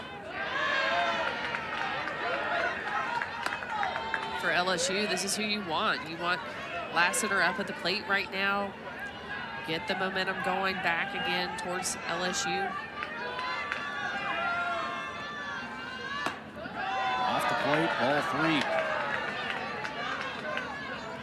We've had a couple lead changes here tonight. LSU just jumped in front 5-3 in the top half of the 6th on a Kylie Edwards homer. Or the Gamecocks were able to answer with 4 hits in the bottom half to tie it up. Megan, take me into the mindset of a player, of a hitter even. What is the mindset in such a back and forth contest? As Lassiter skies that one out to center. Inslee under it. One away. Well, I mean, either way, it's still a 0-0 game. I mean, they're tied up. It's still 0-0, but you're building off of the momentum as a player. Like, this is a fight. This is a battle. Who wants it the most? They both want it really badly, but who's going to be there on the end? And, you know, that was a big out for South Carolina because they have not pitched to Tori Edwards yet. So you don't want to put Edwards on or give her the opportunity to swing the bat with a runner on. She will swing at the first pitch she sees and put it out of play. I've only seen one strike in the first 3 at-bats of the night. That was exactly what I was going to ask you about, Megan. Because nobody's on base, maybe that leads you more to pitch to her, but you're in a tie game where one swing from Tori Edwards changes it. Exactly. And, I mean, I don't know.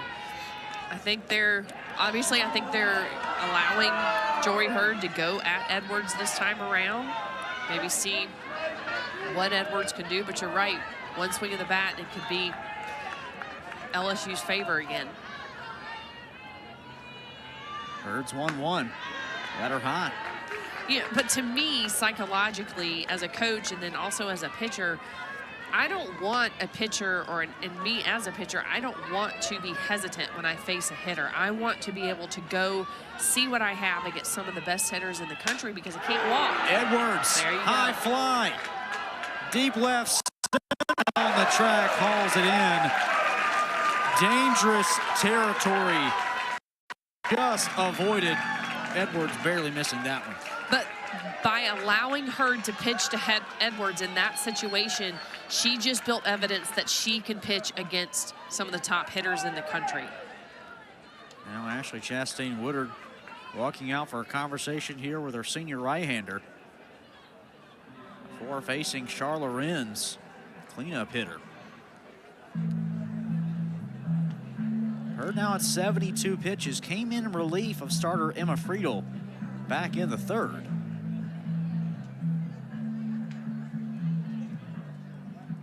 A dogfight here tonight, just the series opener. These two going to square off twice more this weekend. Megan, take me into the mindset of a pitching coach now. For in this spot, you know South Carolina wants to use Jory Hurd a couple times this weekend. What's the approach when you're not only trying to win a game, but also not trying to overexpose an arm? Yeah, you know, I kind of have a different mindset on this because to me, I want to see a pitcher go the distance. Okay. Because you're training pitchers now for postseason, for later in the season. But, you know, South Carolina, and they're known for this, they rely heavily on statistical information, and they will go through pitchers quite frequently. Even if pitchers are doing well, they're still going to make a change based off of something they're seeing in a scouting report or statistical stuff. So I don't know that I can answer that question. Me, Megan, I'm going to say, Jory's doing fine, let's leave her in. That's me. Our umpiring crew having a conversation here. And this may be what Coach Chastain Woodard was talking about. Maybe she was giving Jory just a little bit of heads up. Maybe she saw something. It's now home plate umpire Chad Steer is going to walk over to the South Carolina dugout and talk about things.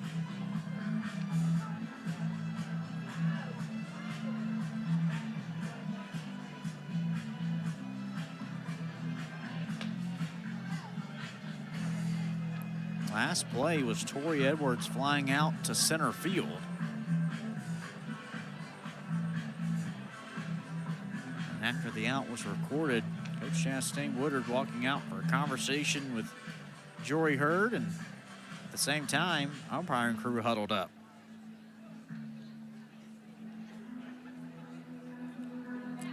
Is it maybe something about the number of visits or communication? Because I just saw Coach Chastain Woodard saying she wasn't wearing the earpiece at the time that she went out and visited. I have no idea. Your guess is as good as mine. Mysteries of the unknown here on Friday night. Well, we waited long enough. We finally get to see Charla Renz step to the plate here in the 6th. Base is clear and 2 outs.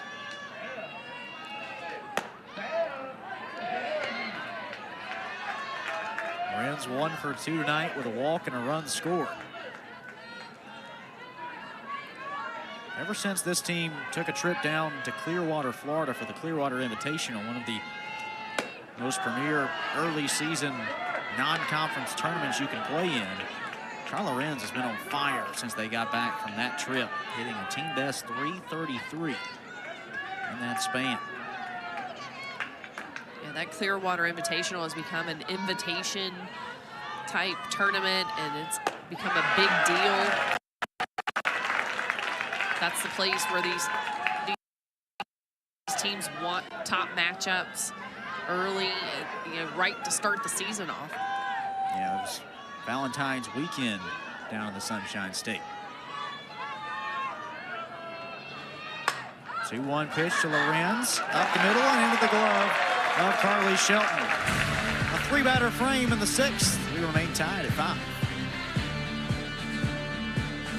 Some of these big offensive numbers can break through here in the 6th in a tie game with LSU. They were one of the top teams in the country last year at free passes. Once again in that category this year. One of the nation's leaders in both hit by pitch and walks, and therefore on base percentage. But it's almost like a building block, Megan. You get hit by pitches, you get walks, that means good on base percentage. With people on base, you hit a lot of doubles, that leads to a couple more runs per game. Well, and that's something that South Carolina works on. The challenges that they have. I can't remember what they call them. It's like in-game challenges or CPAs. Yes, thank you, CPAs. Competitive plate appearances. Competitive plate appearances, and South Carolina has specific things. Not sure what's going on here either. Yeah, we were left in mystery in the top of the 6th after our umpiring crew circled up. I believe they were talking about the game. We weren't exactly sure. Maybe they were deciding where to eat after this one's over. Now they've circled up again after Coach Beth Arena made her way out of the LSU dugout just before the inning began. And unfortunately, we do not have someone relaying information up to us about what's going on. So we're kind of at a loss ourselves. Not sure if we missed something on the field before the inning started. I would say we could try our hand at lip reading, but Chad Steers is mostly hid behind William Lopez Pellet there a little bit of the conversation. And now he's going to walk back over to Coach Torino.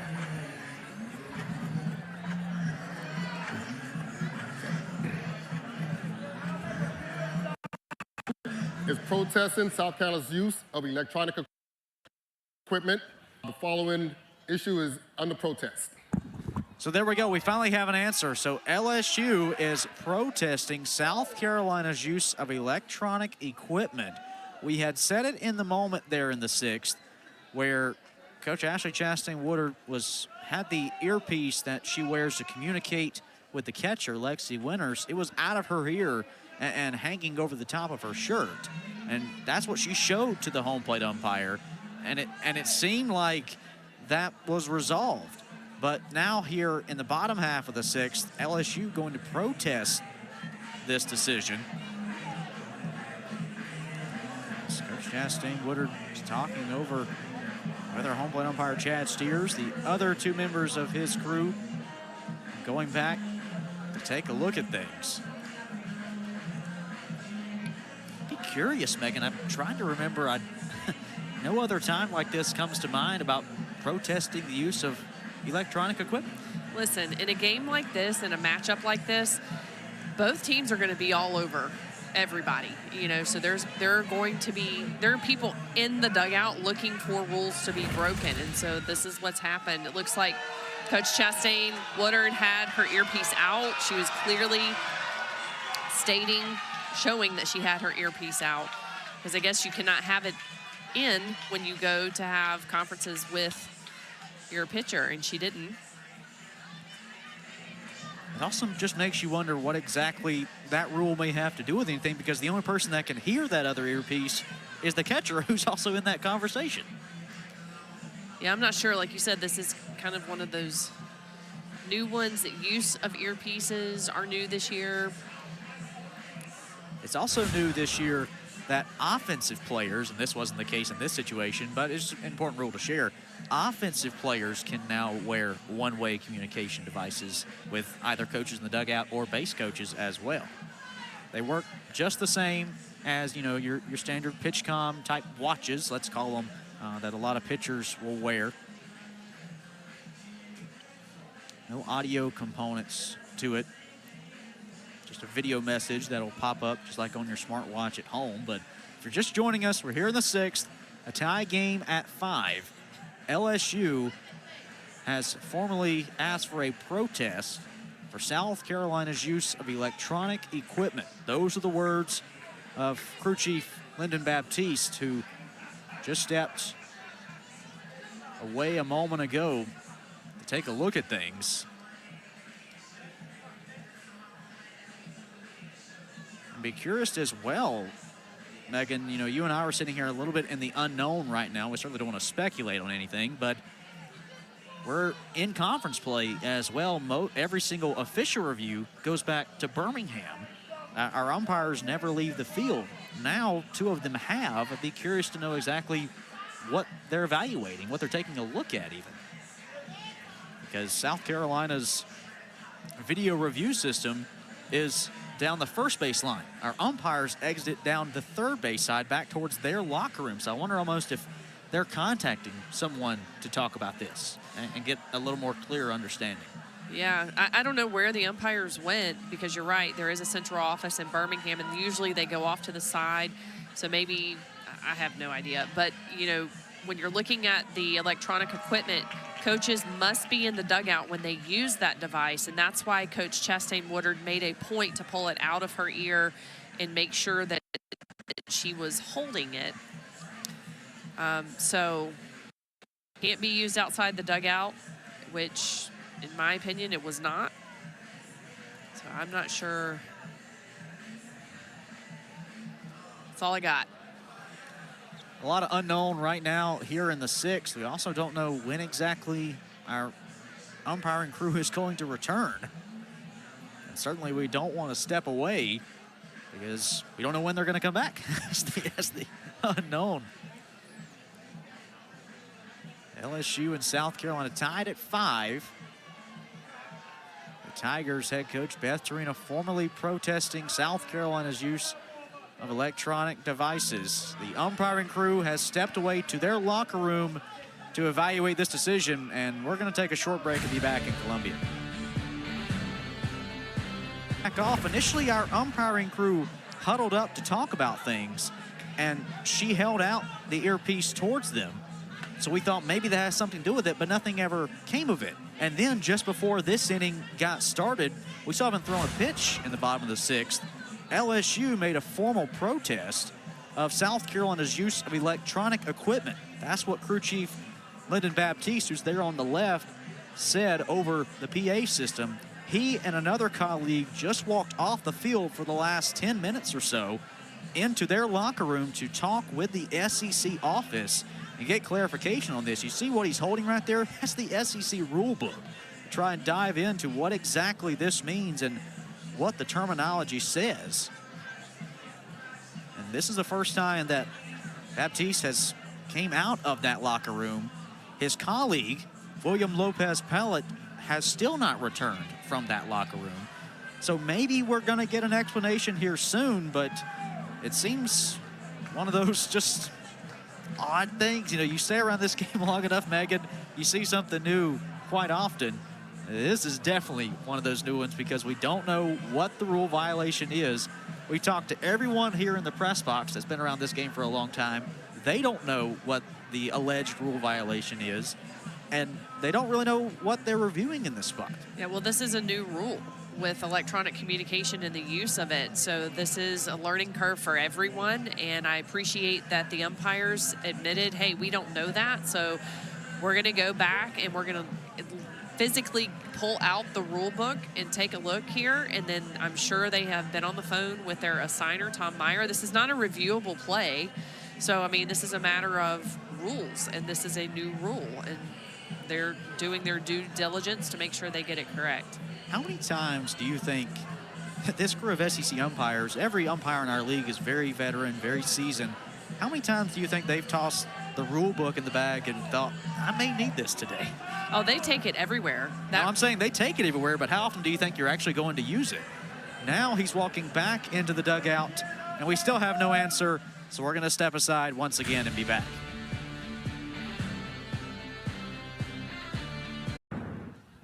After conferring with the NCAA staff, the protest is denied. The electronic equipment cannot be used by the coach staff on the field, and on the field only.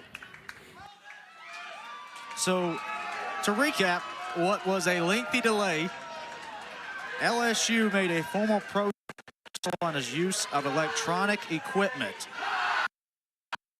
because Coach had an earpiece on her walking out to the circle, but she did not have it in her ear. She had it laying outside of her shirt.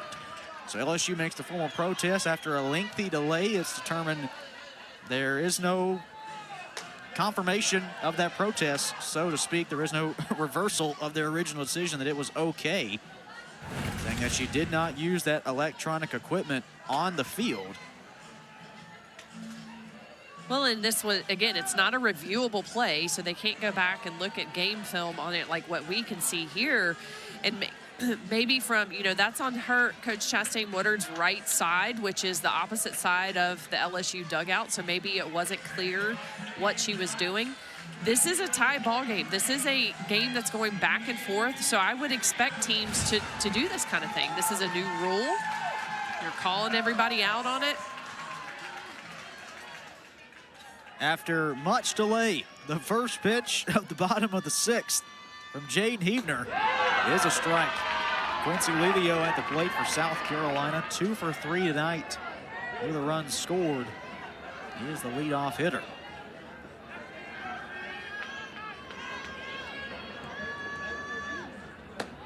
Left on left, it's high. Heavner came in relief in the fifth. Gave up an RBI hit to Lexi Winters into the right center field gap. Hit Jamie McKay, but struck out the next two hitters to escape the bases loaded jam. Lelio clipping that one back foul. It makes me think, if I were Coach Chastain Woodard, the next time that situation came up, I'd be flinging that earpiece around to make sure. Like a lasso. Like a lasso, everybody saw it. We'll certainly look forward to talking with Coach ahead of tomorrow's game and getting a little more explanation on that. Swing and a miss, strike three.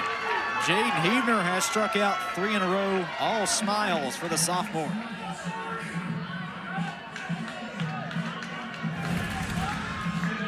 Heavner, this little break did not slow her down. She is tough. She's a tough pitcher to hit, especially even coming from the left side, but with her speed on top of that. Shelton fouling that one off. You know, Megan, we were talking how odd it is and how rare it was to see that protest of electronic equipment. How rare is it to see Quincy Lelio strike out? Tonight, that was her 90th at-bat of the season, just the 4th time she has struck out. Among the top 3 hitters in the SEC that are toughest to strike out, averaging almost 29 at-bats between Ks. I really feel like the top part of South Carolina's lineup have been tough outs lately, at least. Shelton 2 for 3 in this one, but down 0-2. On the ground and through. A 3-hit night for Carly Shelton. Go-ahead run aboard for the Gamecocks here in the 6th.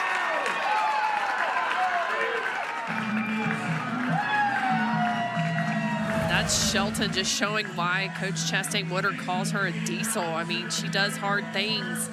Wasn't a super great pitch to hit, and Shelton does just enough to get her bat barrel out there.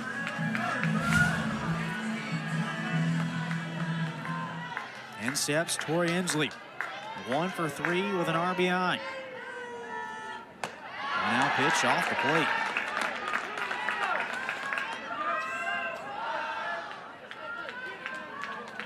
Inslee hitting 3 and 6 homers, 3 triples as well.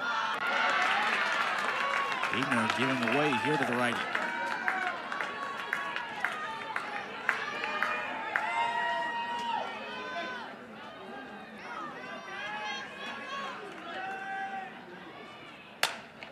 Inslee in the air to right. Backing up is Franklin. She makes the catch. 2 gone.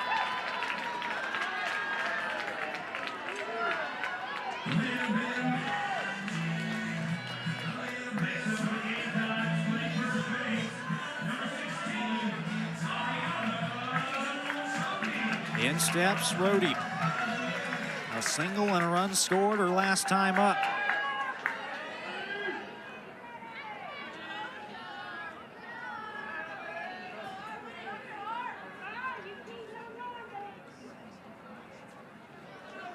Now LSU taking a timeout. Looks like they have some issues with the communication devices now.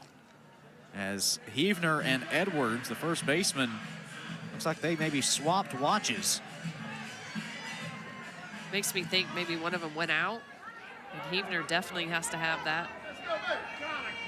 2-out pitch to Rhodey. Rip foul. Look out, third base coach Jody Davidson. Talk about standing in the line of fire. If there's one place, one job I don't want to have, it's coaching third with Ariana Rhodey at the plate. One of the best power hitters in the SEC. Strike 2 from Huebner.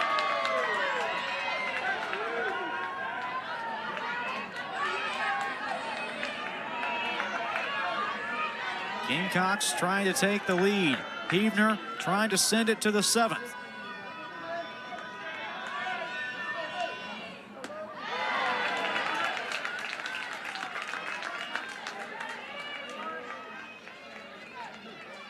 Rhodey, a big deep breath, stepping in.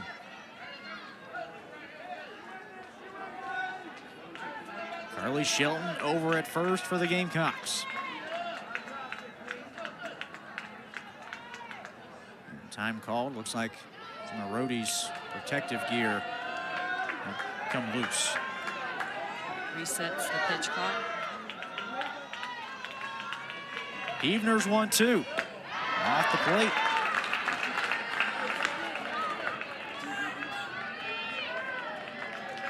Huebner certainly wants to deal strikes here. But catch too much of the plate and Ariana Rhodey can make you pay. 50 career homers. 2-2 pitch, line to left field. Ariana Rhodey's 6th multi-hit game of the year. Puts the go-ahead run in scoring position for South Carolina. It's been really neat over this past week to see Rhodey really start to kind of come back, get her vision in terms of seeing those pitches back. She was doing really well last week against Boston College, you know, drawing the walk, staying in there, wasn't hitting the ball as much as she wanted to. And then over the past week or so, she's really starting to get it back, I think. Kate Davis at the plate for South Carolina. Gamecocks have scored 5 runs tonight.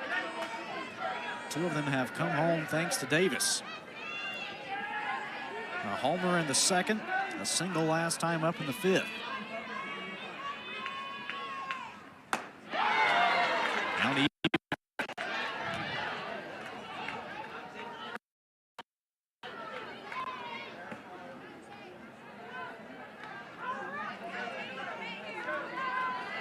Davis, a player that got into the transfer portal over the summer and committed to South Carolina without ever taking a visit. Just called Coach Ashley Chastain-Woodard and said, Coach, I want to come back to my home state. I'm meant to be a Gamecock. Love seeing the in-state talent stay in-state, play for a school that you're familiar with. Seems like she's loving every minute of it. On the ground to short. Stopped there by Edwards. They make the play to end the inning. We head to the 7th, a heavyweight bout on this Friday night. We're tied at 5.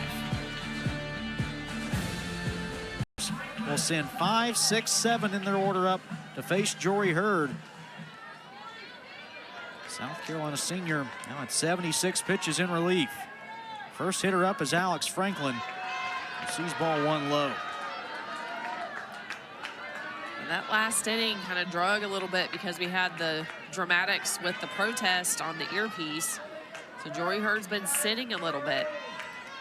Sometimes that can be, well, I'll say it's important for pitchers to make sure they're staying up, staying loose, staying warm, how they need. And she's trying to get back out there after she had just found a rhythm. Sat the Tigers top of the order down in order in the 6th. And she has retired 6 in a row since giving up the homer to Kylie Edwards that initially gave LSU a 5-3 lead back in the 5th inning. Yeah, you're right, Kate. Since then, she's been solid. 2-1, now 3-1.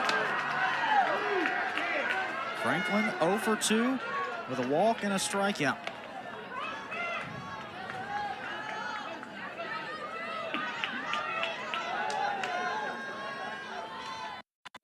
Strike 2 call.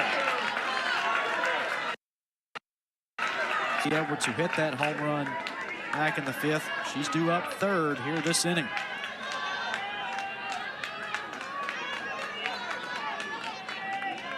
Payoff pitch to Franklin. Rocket to center. Inslee back. Glove in the air, and she hauls it in. An electric play from Inslee. That was a solid hit by Franklin. We honestly thought that was going to get past Inslee. Shame on me for doubting that full stretch. We've seen her make so many good defensive plays for South Carolina. That's why she's in center field. Hello, top 10 plays of the night. Yes, please. That was beautiful. 1 gone in the 7th. Here's Macy Badgeron. LSU catcher a double her last time up in the 5th. After a great defensive play, Hurd maybe feeling some of that momentum. Deal strike 1.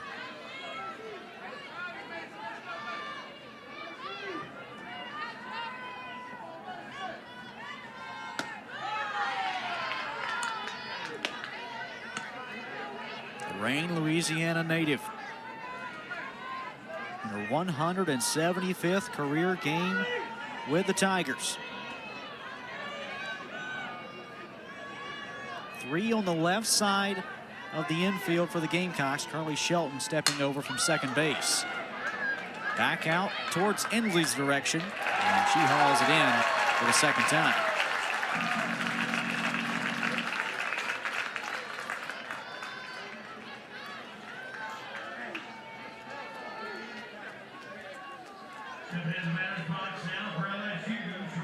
Eight straight retired for Jory Hurd. The last batter to connect is Kylie Edwards. Her 2nd homer of the season. Put LSU's 4th and 5th runs on the board. In total, she's driven in 4 tonight for the Tigers. When LSU needed a spark, Kylie Edwards was there to provide it. Yeah, she raised her hand and said, I'll do it. Slow roller foul.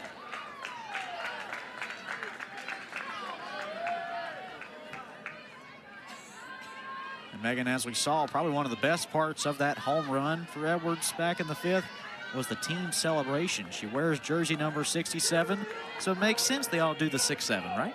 Yeah, that makes sense. 6-7 itself makes 0 sense. Very fair, very fair. Hurd trying to send us to the bottom half with momentum. 0-2, line up the middle. Inslee charging in. This one gets past her.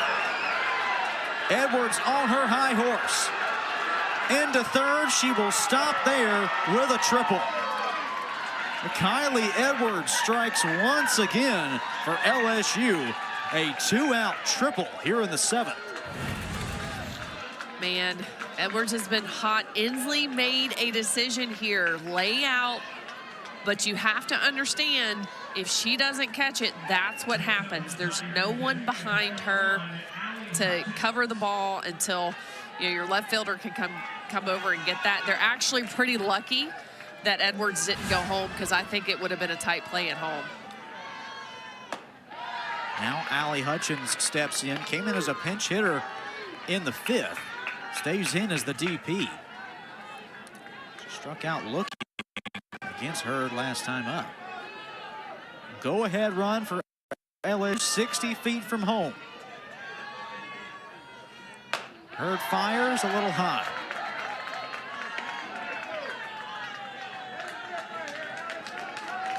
Boy, talk about the night for Kylie Edwards. 4 driven in, and she's a double shy of the cycle.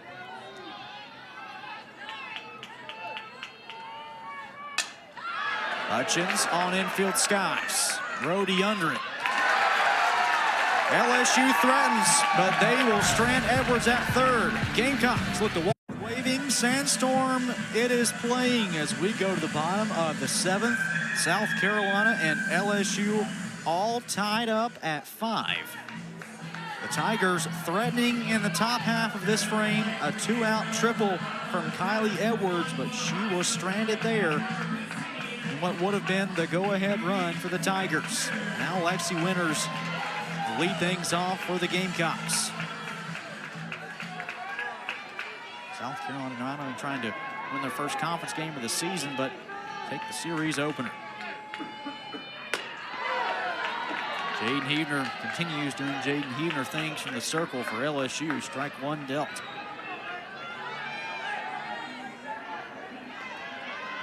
Really, Lexi Winters was the first hitter that Heavner faced when she came in an inning or so ago, and Winters is the one that gave her the most trouble.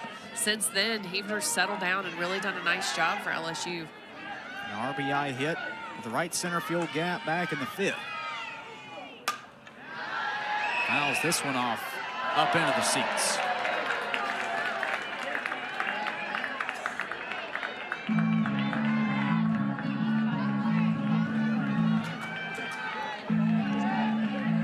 Winters trying to spark South Carolina here in the final frame.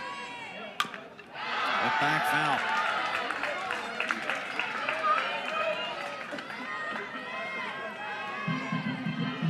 One for 3 overall tonight is the Gamecock catcher. Ball club last season among team leaders in a number of offensive in SEC play in 2025. Pitch skipping away to even the count. Coach Chastain Woodard actually said that Lexi Winters, they figured out she was trying to not think at all when she steps in the box, and that wasn't really working for her. Mentally, she's a analyzer, she's a thinker, so she wanted to think a little bit. Back to the glove of Heavner, 1 gone.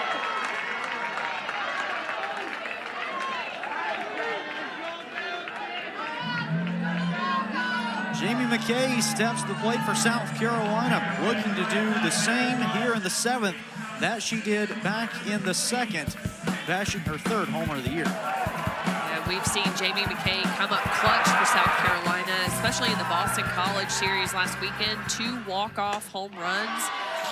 But right here, even just like with that swing, you want to see her stay within herself, not put too much pressure on herself. You also just saw 70 miles an hour from J.J. And then there's that. Heavner's amping it up. The 0-1. Inside. McKay, a California native. Father in attendance tonight. Checking out the game. I wonder if he sees himself. I wonder if he's watching the game.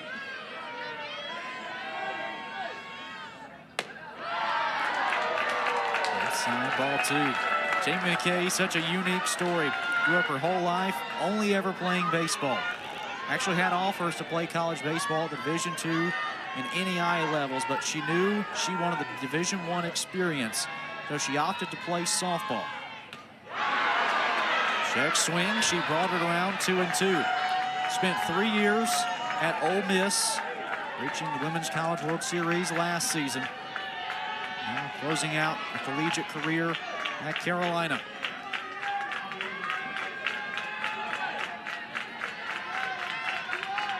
Heavner's 2-2.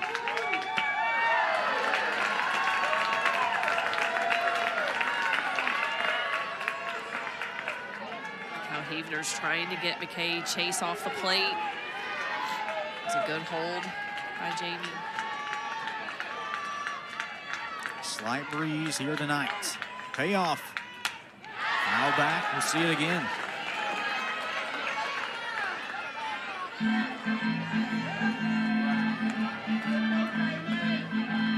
Okay, 8 career home runs coming into tonight. Tacked on her 9th earlier on.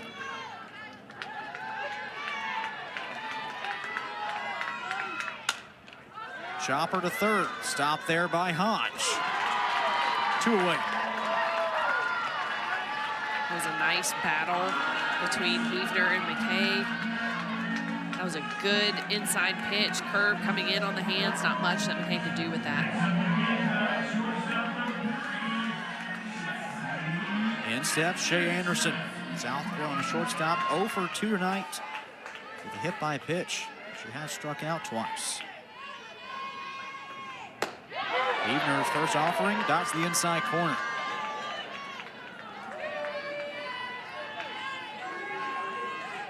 Anderson, 5 homers this season. Hit 1 last weekend in the series sweep over Boston College.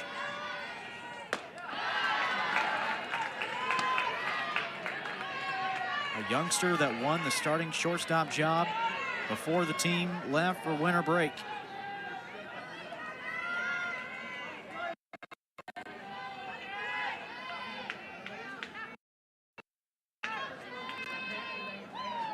Hefner's 1-1, bottoms out.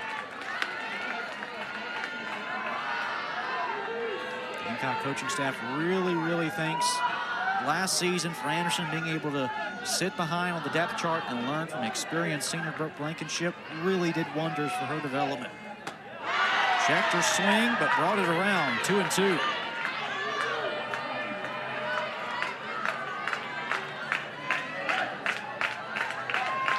Jade Hefner looking to send it to extras.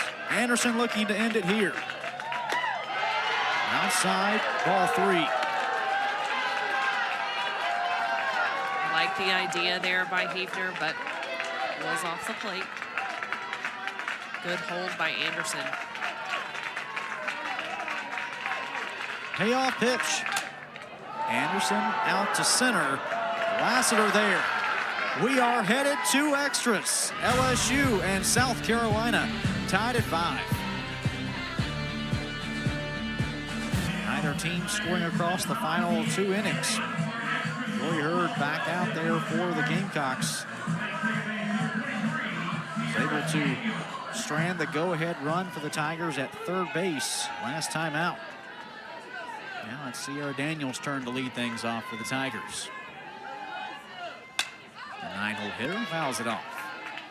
Yeah, I really think that clutch stretch out play to start the last inning, Inslee really shifted the momentum, and Hurd's been solid, since giving up the home runs. But y'all better buckle up, because I'm telling you right now, I anticipate extra inning games every game this series. Would not surprise me. Strike 2 on the outer half. Hey, fans that have bought tickets, love to hear that. More bang for the buck, right? That's right. That's right. Well, and then plus, as a fan now, when the weekend's over and there's not softball on, I'm irritated and ill. Like, where is softball? So soak it up. That swing from Daniel hit her in the box. She'll come back.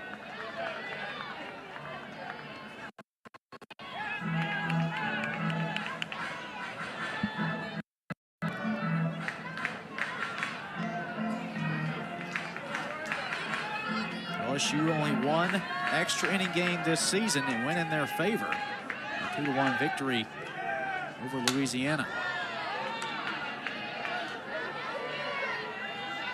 You kind of forget that we're still early in SEC play. I mean, this is only South Carolina's 2nd, and same for LSU, right? Third SEC matchup.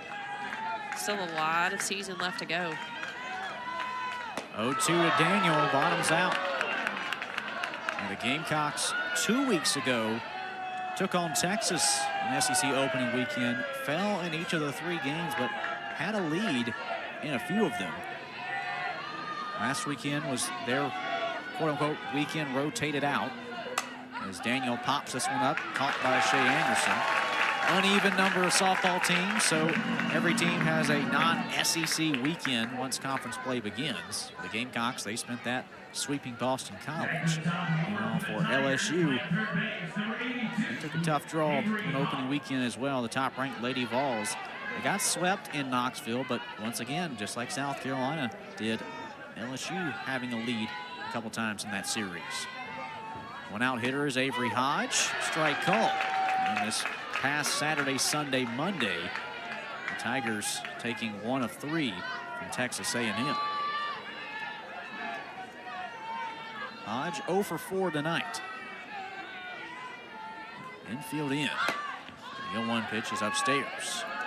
Yeah, you know, I looked over, had a little look-see over LSU's schedule, and you know, something Coach Torina said is that she thinks that maybe her team's not really given credit for some stuff, and you know, she's not wrong there. When I looked at their losses early in the season, you know, opening weekend, they lost to a then-ranked number 11 Nebraska. They're now ranked number 5. They lost to a number 22 Duke, which is now ranked 20, and I actually think that's a low rank for Duke.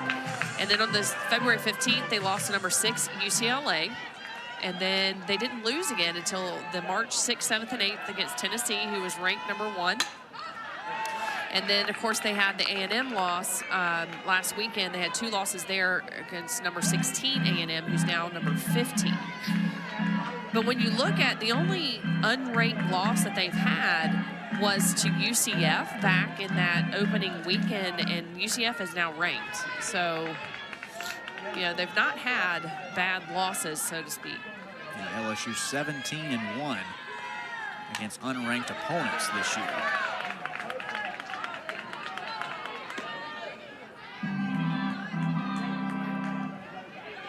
You know, and many of those came in the opening weekend when you're still trying to figure things out, knock the rust off, playing in a tough tournament.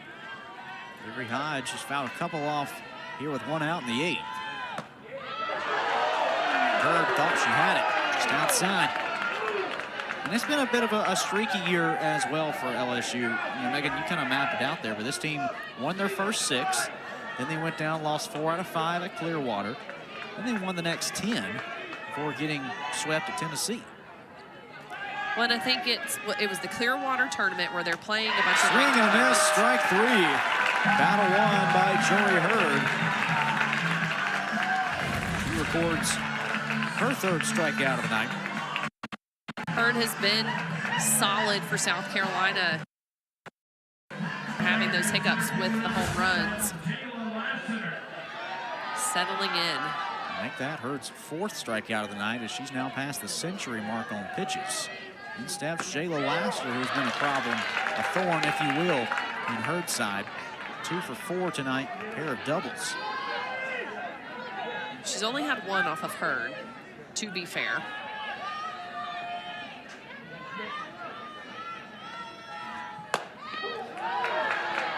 Outside. But just to finish my thought on LSU's schedule, you're talking about kind of they've been up and down. Well, kind of. It's been clustered, right? So they had the Invitational, the Clearwater Invitational, where they played a bunch of ranked teams. That's where they had a bunch of their losses. And then they're facing the top programs, some of the top programs in SEC play. So Coach Beth Torina telling us earlier this week she certainly doesn't want her team getting discouraged after staring at a 1-5 start to league play, because you look at what they've had to go through to this point. 2-1 to Lassiter, down the line to right. McKnight giving chase, but even her speed won't get to that one.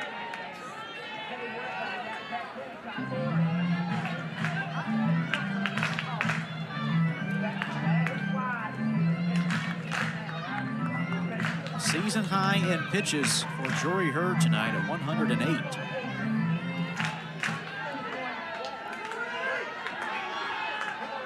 Experienced senior with over 300 innings in her career, all at South Carolina. Lassiter to Shelton. A 3-batter frame in the top of the 8th. They remain tied here in Columbia. Here in the bottom of the 8th, they'll turn to a pinch hitter. Freshman Kai Byers stepping in for the Gamecocks out of Mechanicsville, Virginia. Homers this year, one has come in SEC play. 2 weeks ago, champion Texas Longhorns. Overall, hitting .292 on the season.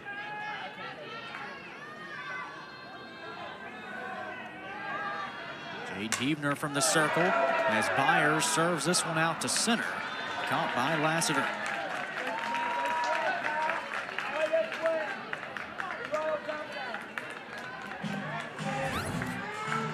Five in a row retired by Jade Heebner. At the top of the order we go, and Quincy Lelio. 2 for 4 tonight with a run scored. Here's the redshirt senior. Heebner just continuing to deal strikes here in relief. Gave up an RBI hit, the first batter she's faced. Since then, the Gamecocks haven't scored another run off of her. Yeah, and I was just about to say, Heebner has come in and shut South Carolina down so far. She is mixing her pitches well and seeing a little bit of the effectively wild. Sometimes her pitches are way out of the zone, then she'll boom, nail one. Keeps batters off balance.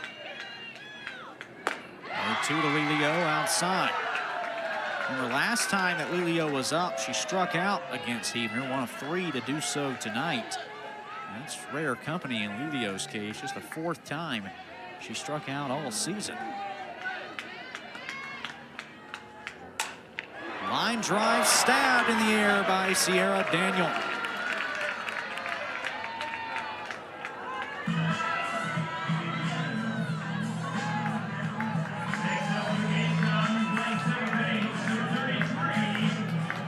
Two gone in the 8th. LSU went down in order in the top half of the inning. Jade Heebner looking to show the same to South Carolina. As Carly Shelton pops this one up. It's Daniel once more making the catch, and that ends the frame. We're headed for the 9th when we return.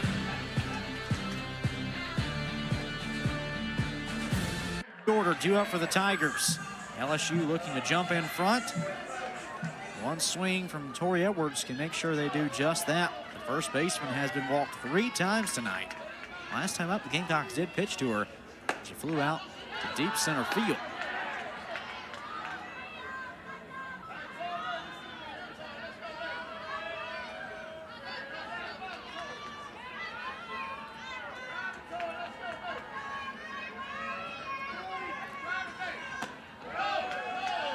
Now 2-0. And back in a note, we were talking a little bit earlier, you pitched in an era where you do nothing but the complete game. Jory Hurd at 111 pitches here. At what point do you maybe take a look at that pitch count for her? Well, I mean, as long as her mechanics are good and she's feeling good in this situation, I want this win. So I'm probably going to keep her in. Now, if they get 1 or 2 solid contact hits off of her, assuming they stay in the park, then I'm maybe thinking, or she starts throwing a lot of balls, but she's rolling right now. 2-1s outside to Edwards. You know, and to get that first win of a series, just kind of, again, it's like the first out of an inning, the first hit of an inning, or first pitch of an inning. It sets the tone for the series, so I want the win. Strike 2 on the inner half. Hurd pitching to Edwards here in the 9th.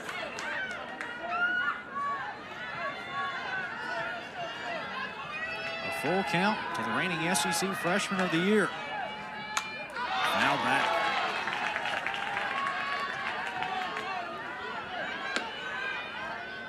Char Lorenz on deck for the Tigers. Alex Franklin due up third.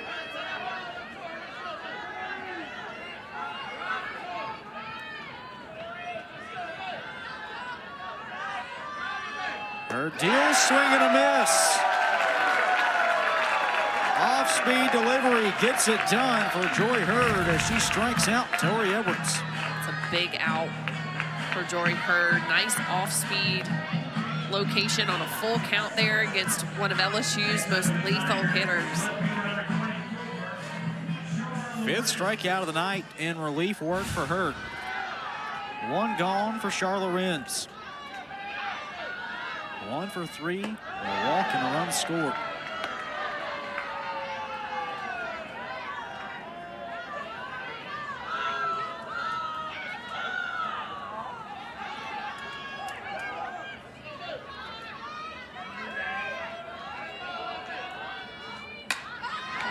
Renz puts it back out of play.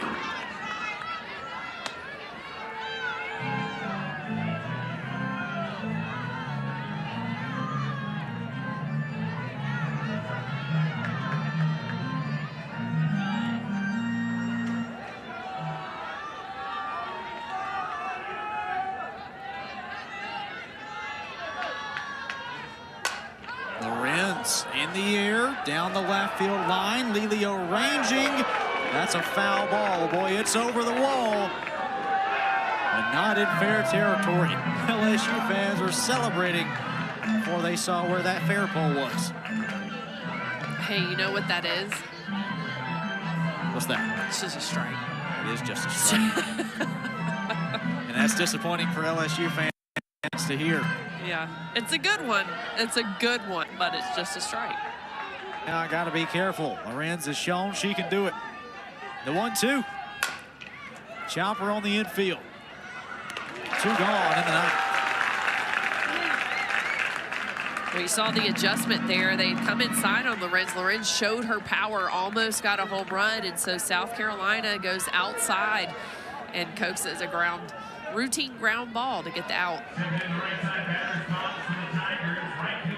Brings up Alex Franklin, the right fielder. 0 for 3 with a walk and a strikeout. First pitch, a strike.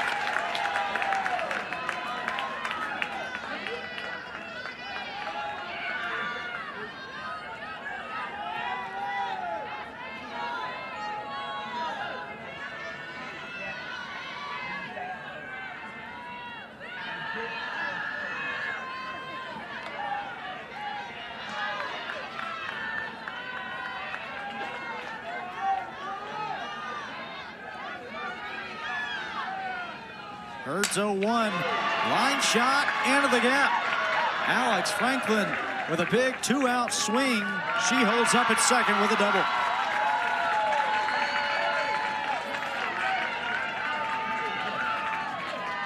For the second time here in the late innings, LSU has connected on a 2-out extra base hit. In the 7th, it was a triple from Kylie Edwards.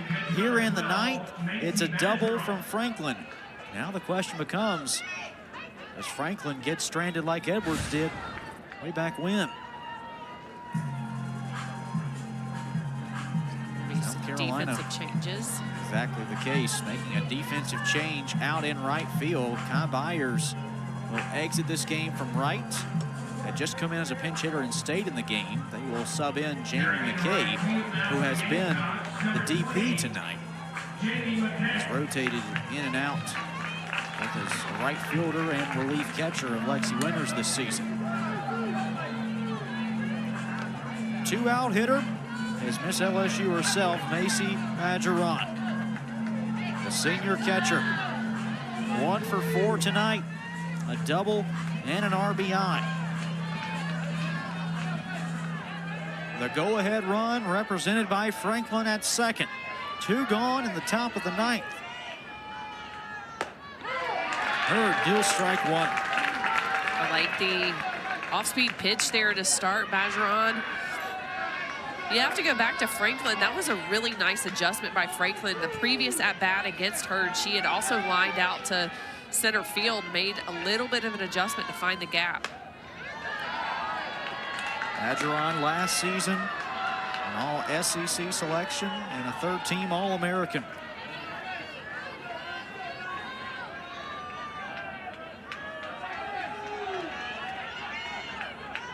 Closing in on 100 career RBIs with the Tigers. Hurd's 1-1. Low and in, ball 2.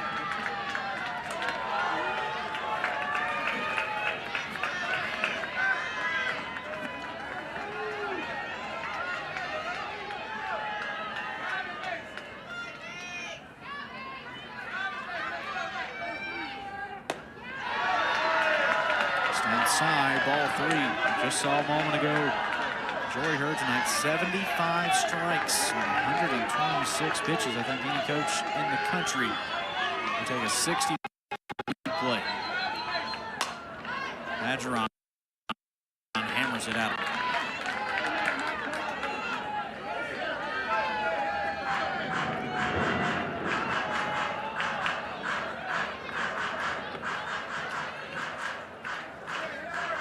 LSU and South Carolina have been tied at 5 since the 5th.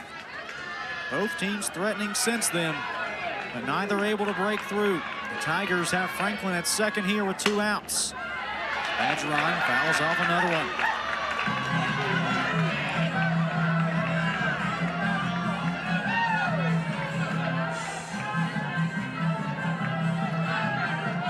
Look at the sparkle on that jam. That is LSU hype man right there.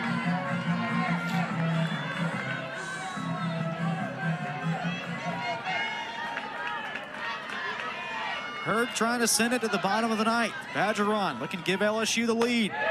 Strike 3 called outside corner. Jory Hurd with her 6th strikeout of the night. She freezes up Badgeron. And we are headed to the bottom of the ninth, all tied up. This Friday evening, Megan, how both thrilling and nerve-wracking are games like these in the dugouts?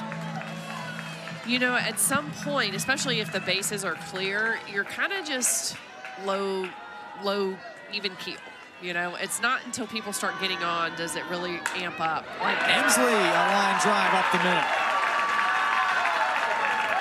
Like now the energy starts to rise because you realize at this point when you're extra innings, it could be one swing, game over.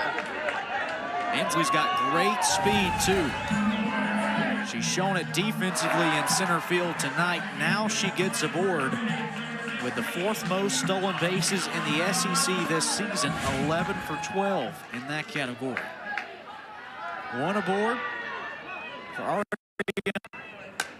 First pitch, foul swing. Brody tonight, 2 for 3 with a walk and a run scored. Those 2 hits coming in her 2 most recent at bats.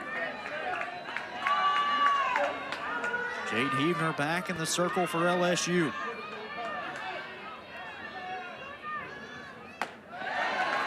Since coming into this ball game in relief work in the 5th, gave up an RBI single to Lexi Winters, the first batter she faced. Since then, has given up just 3 hits over the last 4 innings. 1-1's low for ball 2. Heavner has been solid, and you know this is just the first game in the series. So as we move into Saturday and Sunday games, we're going to see every pitcher that both teams have. 2-1 pitch, called a strike in the bottom half.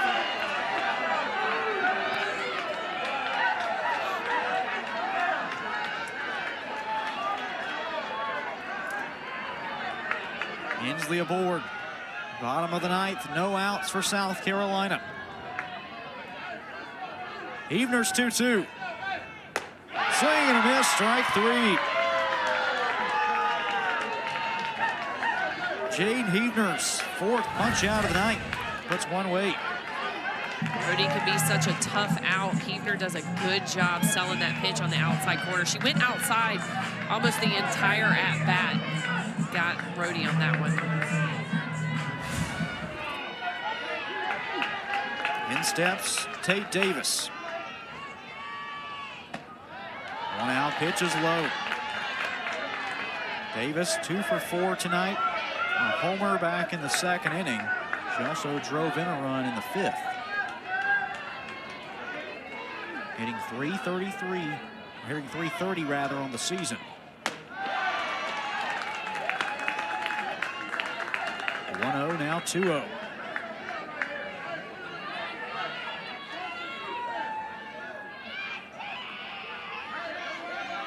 Inslee led off the inning with a base hit. She occupies first. Now outside, ball 3.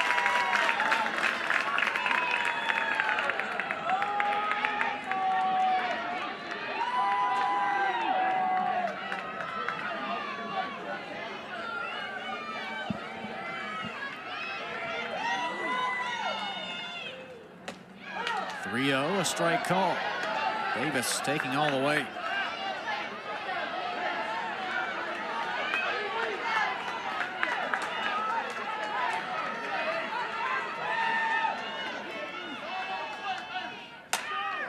Davis in the air to center. Lassiter finding it in the night sky. She hauls it in for the second out.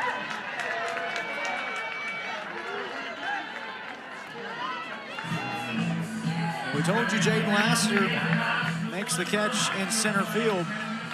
Meanwhile, Jade Heavner has been solid in relief work tonight for LSU. Has only allowed 1 run to come home while she's been in the ball game, and that was off the bat of Lexi Winters back in the 5th. Now it's Winters up here in the 9th. Outside, ball 1. And we're seeing Heavner starting to kind of get behind in the counts, even in that last at bat against Davis. She was down 0-3, or excuse me, 3-0. It's late. I'm old. It's my bedtime. 3-0, right? Yeah. Inslee taking off. Throw in time. Macy Bergeron. Catch. Inslee trying to steal. And that will send us to the 10th.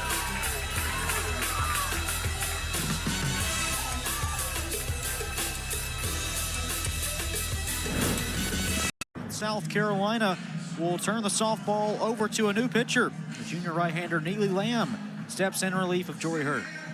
So Neely Lamb is going to throw in the mid-60s. She throws a little bit of everything. Rise ball is her best pitch, and she has a really good changeup. South Carolina, I think, is just trying to give Jory Hurt a little bit of rest. First game in this series. Expect to see Hurt again. Did a great job. Now we're going to see what Lamb can do.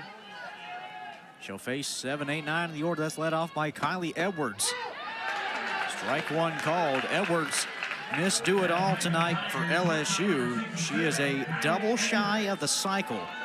She had a 2 RBI single in the 3rd that initially gave LSU a lead. Then she put LSU back in front again in the 5th with a 2-run homer.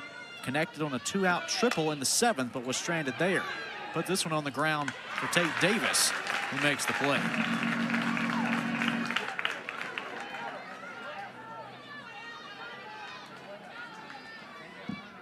Megan, you have to wonder if that was also part of the thought process of taking Jory Hurt out in this spot, because she was the pitcher who Edwards had done all that damage against. Yeah, it could absolutely have been that. In steps Allie Hutchins, her 3rd at bat of the night. Came in as a pinch hitter in the 5th. Has gone 0 for 2 since,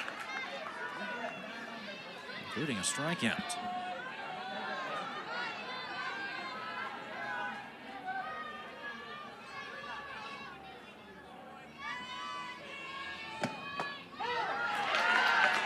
Back-to-back strikes from Neely Lamb. You go back 2 weekends ago when the Gamecocks took on Texas here at home.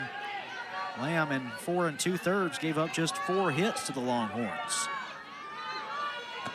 0-2 change is high. I think that is Neely Lamb's secret, is that, not secret, but I'm trying to say most useful tool, best pitch is rise, but her mixing the changeup, even already we've seen it several times. That is such an important pitch for pitchers at this level.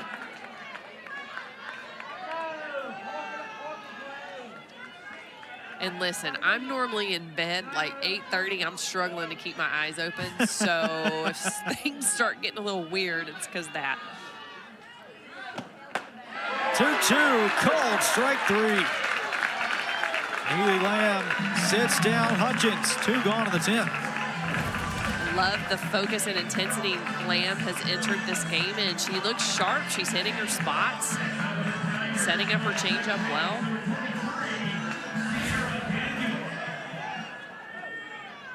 Base is clear, and 2 outs for Sierra Daniel, the second baseman. 2 for 4 tonight, fouling that one off.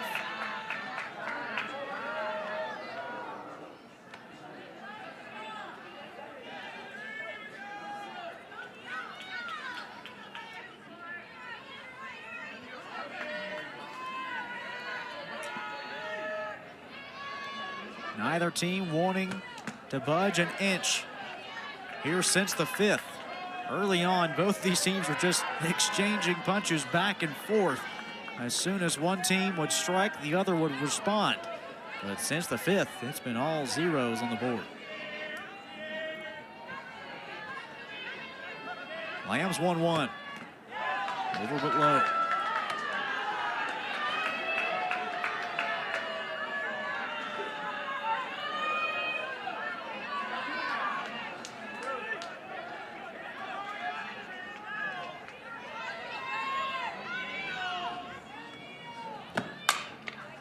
Daniel on the ground once again to Davis.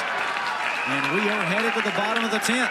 Neely Lamb on 3-batter frame. She sits down the Tigers in order. Back at the 5th inning, Lexi Winters, the first hitter to face Jade Huebner out of the bullpen, slinging an RBI hit into the gap of right center field. A double for Winters. Now she steps up here in the bottom of the 10th to lead things off for South Carolina. The only hitter that has done against the LSU ace. Just about saying that is the time we have seen anything really happening against Huebner. We've been scoreless since the 5th. Winters was at the plate last inning, but Tori Inslee was caught stealing to end the frame.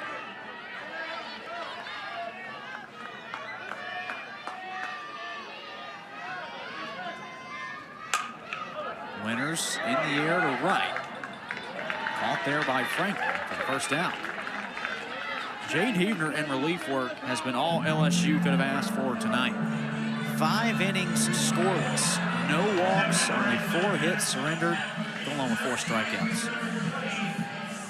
I think this is why Huebner is in the game. I mean, she's coming from the left side, so that is a completely different look, but she can pitch in hard situations, and you can tell just how much each team wants to win this ball game. South Carolina went ahead and made a pitching change. They had Jory Hurd. They were riding her for a good bit. Hurd was doing a good job. They decided to go ahead and take her out because I think you're going to see Hurd again in this series. I think you're going to see Huebner again, too. A run outside. Jamie McKay up for the Gamecocks. A solo homer back in the 2nd. Her 3rd of the season. All coming within a span of 7 days.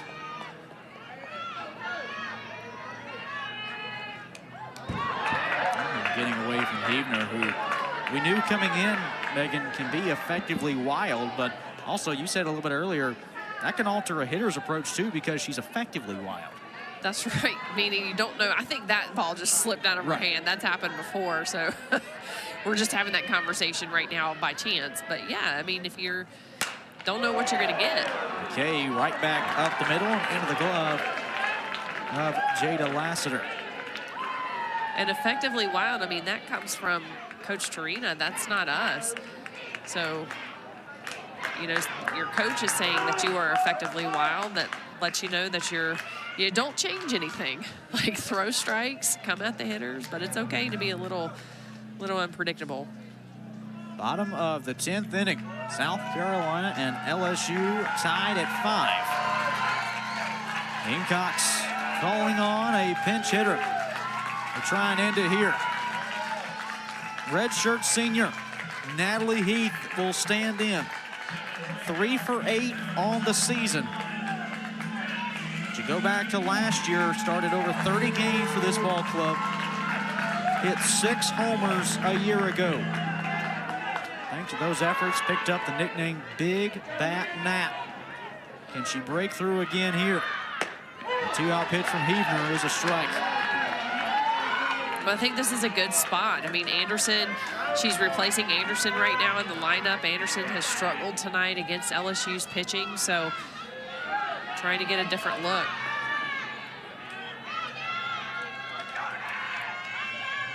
Among those 6 homers a year ago, 1 coming in non-conference play off a pitch from Texas Tech. Just superstar, let's call it, Nigeri Kennedy. Swing and a miss, strike 2. Heath 0 for 2 in SEC play so far. Had 2 pinch hit opportunities 2 weeks ago against Texas.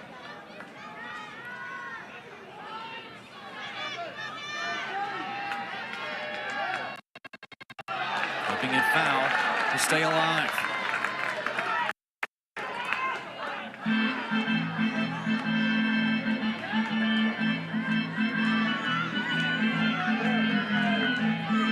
Stalemate between LSU and South Carolina.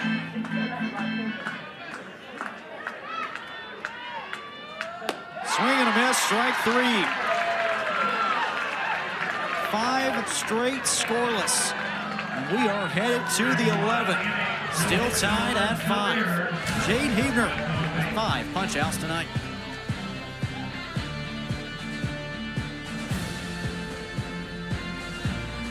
Columbia are tied at 5, heading to the 11th. LSU and South Carolina, neither team wanting to budge an inch here in the series opener. Avery Hodge leads it off for the Tigers against Neely Lamb. First pitch outside. Hodge 0 for 5 tonight. Last time up, a strikeout.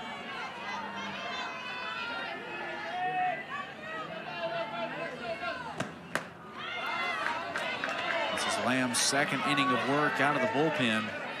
Sat down the Tigers in order in the 10th. And you do not see the international tiebreaker rule in effect for conference games. You may see it for the tournaments, but you won't see it for regular season play. Hence why we're still playing. Yeah, both teams have gotten some big hits here over the last 5 scoreless innings, but none of them timely. Able to bring in runners.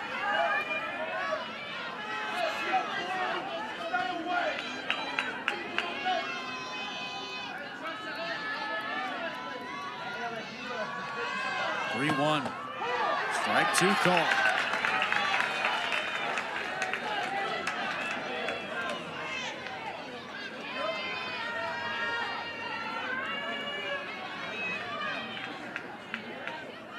Both teams scored 2 runs in the 5th. None since. Hodge out to left, ranging is Lelio. She covers a lot of ground. 1 away.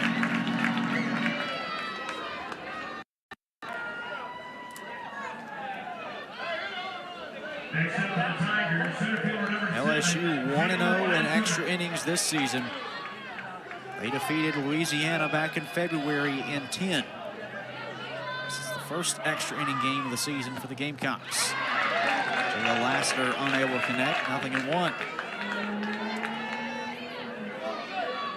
Center fielder 2 for 5 tonight with a couple of doubles.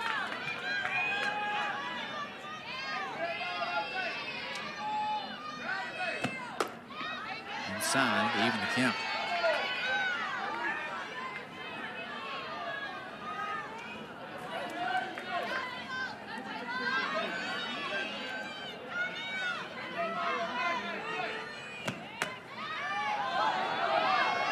Last in her senior season, an Alabama native. And her 3rd all-region selection a year ago, her first year in Baton Rouge. Spent 2 years at Ole Miss before that. Off-speed high from Lamb, and that's ball 3. Lamb, the 3rd pitcher of the night for South Carolina, after Joy Hurd tossed 7 innings in relief, over 125 pitches. Lassiter fouling it off.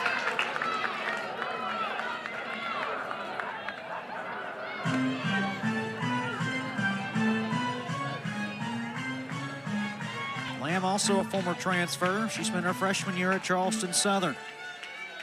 Now in her junior season in Columbia. 3-2 to Lassiter.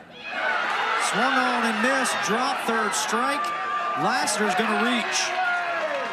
That ball popping up over both the catcher, Lexi Winters, and our home plate umpire, Chad Steers. Neely Lamb did a great job getting Lassiter with this pitch, but Just got to keep that in front. So it's like a drop third strike, basically. That might be the momentum that LSU needs. Go ahead, run aboard for Tori Edwards. Pitch off the plate, ball one. First half of the night, the Gamecocks did pitch to Tori Edwards, 3 walks. The last 2 times they have attacked her, again, it feels like in this spot you almost have to.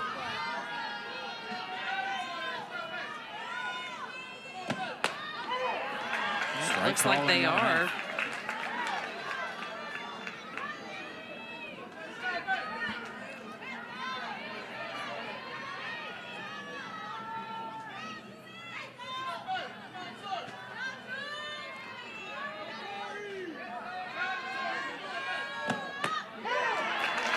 Since those 3 walks, Edwards a fly out to center and a strikeout. Last time up in the 9th. Now here in the 11th.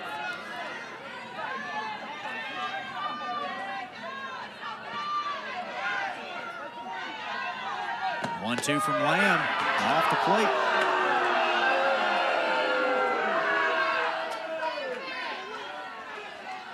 Jayla Lasser occupies first, reaching a drop third strike a moment ago. Williams trying to stay away from Tori Edwards.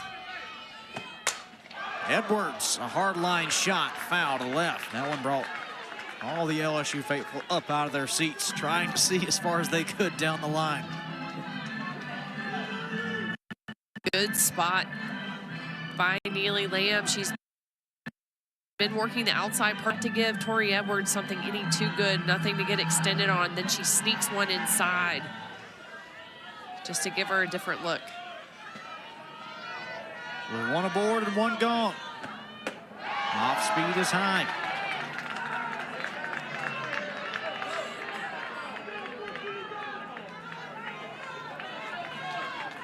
First 11-inning game for South Carolina since the 2022 season. Payoff pitch. Ball 4.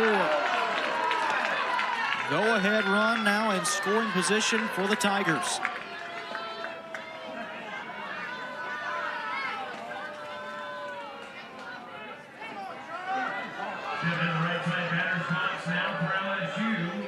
In steps one of the prize transfer portal pickups for LSU, and Charla Renz, who came over from Louisville. 1 for 4 tonight with a walk.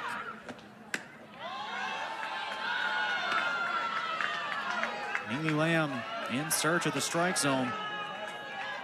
And that's going to bring out head coach Ashley Chastain Woodard for a visit. It's going to bring everybody out. And now Coach Woodard going to turn around as infield coach Katie Browder goes to talk things over. Pitching coach Zach Parsons goes into the circle, and you have to wonder, did Coach Chastain Woodard turn around and go back because she didn't want to deal with the equipment check again because she's still wearing the earpiece?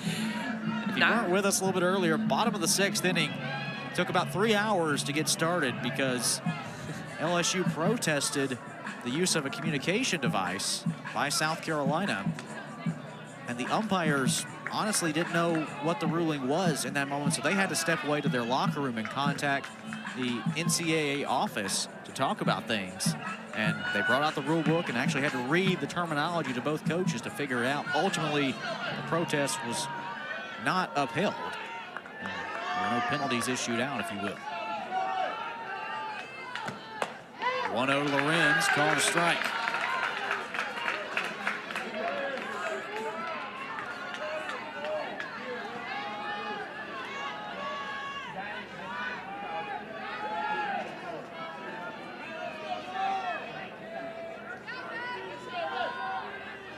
Lamb trying to work out of the jam in the 11th. Deal strike 2.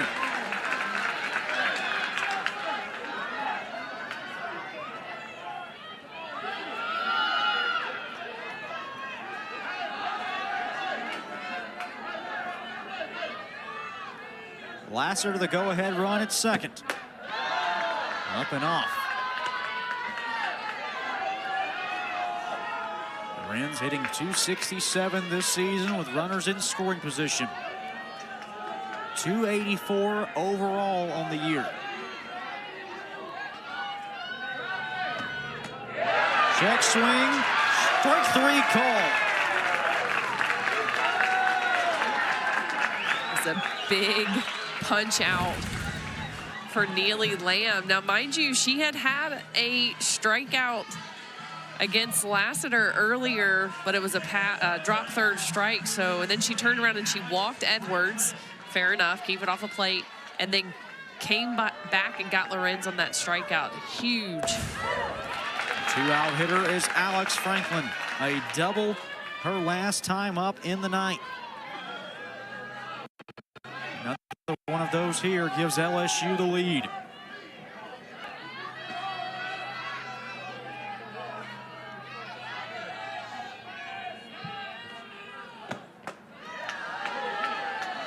One inside to even the count.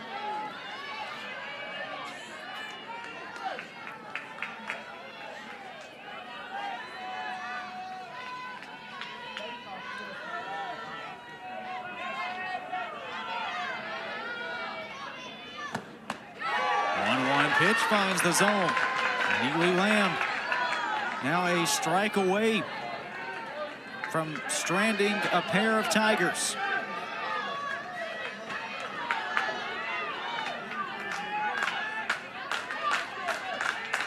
The 1-2. Swing and a miss. Strike 3. Neely Lamb with an exclamation point here in the 11th. Back-to-back punch-outs to strand a pair of Tigers.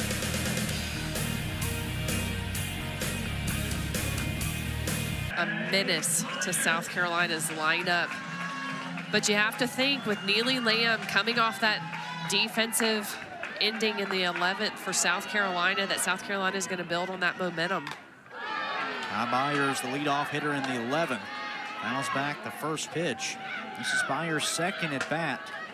Came in as a pinch hitter in the 8th and remained in as the DP. She flew out to center field back then.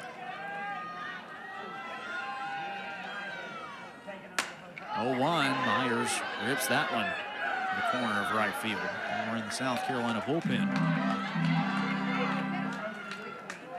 Rally caps.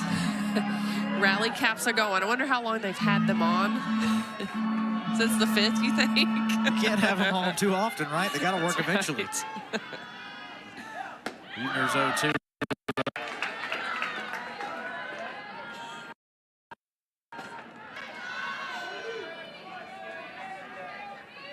Neither team has scored since the 5th, as Megan mentioned there. 1-2 to Byers, inside. It's been a pitcher's duel since then. We've seen some good defensive plays, though, too.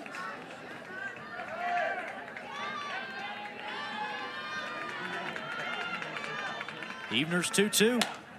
Fouled off.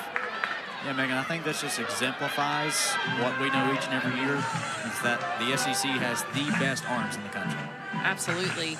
Well, I mean, you think about, we talked about this in the Open. I've said it several times. These two teams came in pretty evenly matched. This is not a surprise to me. Like, I kind of knew this was going to be a battle between these two teams. I expect us to go extra innings every game this series. But I was thinking about Heavner. I mean, she's already at almost, this will be pitch number 90, so she's already thrown a full game. Chop to second. Daniels there. Yeah, Heavner usually an arm that you'll see for 14 innings in a weekend for LSU. Has effectively had a start here tonight, even though she was the third arm for the Tigers. At the top of the order for the 6th time, it's Quincy Lelio, the left fielder. A couple of hits and runs scored tonight.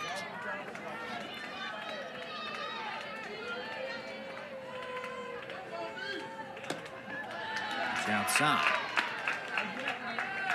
Infield for LSU set normally. Out in center, Lassiter shading a bit to her right, closer towards the left center field gap.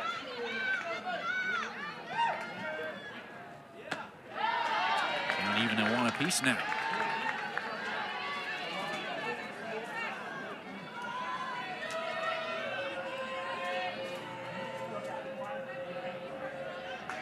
Lelio, the tone setter at the top of the South Carolina order this season.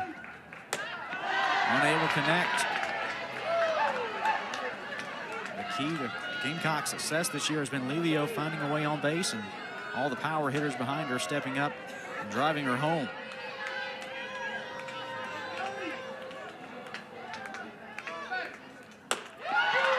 Strike 3 call to the bottom half.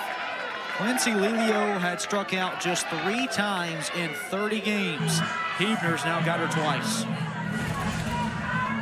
And it's almost like Huebner, like we just talked about, she's pretty much thrown a full game. If you think about pitch count, an ideal 7-inning game would be about that 82 pitch mark, and she's over 90, and I feel like she's just getting stronger.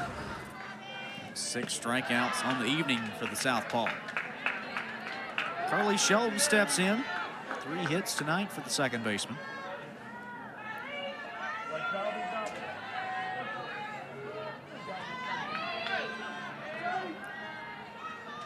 Evener's 1-0. Shelton will pop it back foul.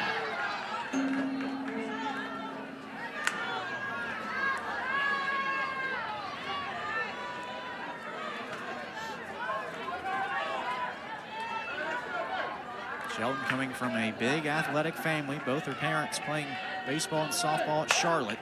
She grounds that one foul at the first base sign. Her brother, after a stellar career at Florida, now in the minor league system with Chicago White Sox, and her sister actually on the softball team at Florida Atlantic.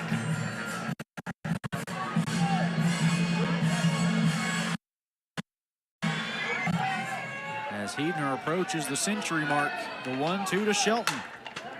Line to left, ranging is Lorenz, and she hauls it in.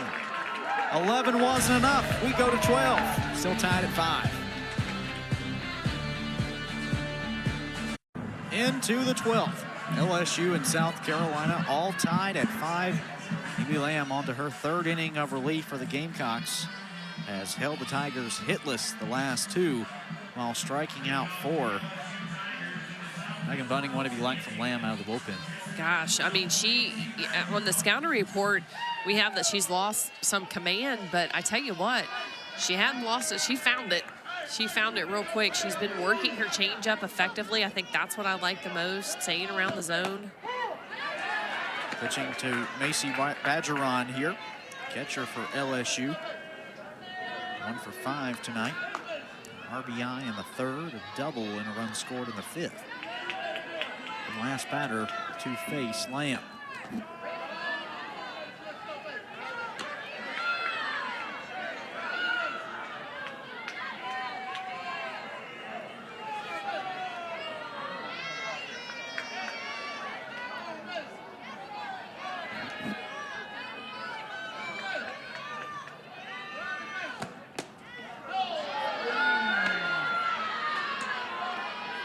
Lamb in her junior season out of Cades, South Carolina. Great name for a town, if I must say. You're a little biased. I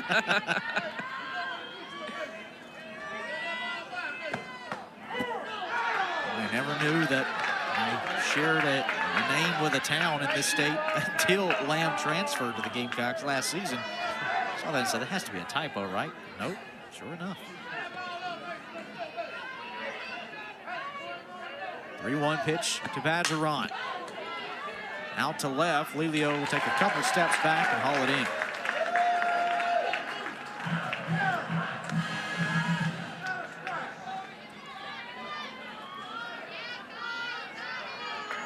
Next up for the Tigers, shortstop number 67.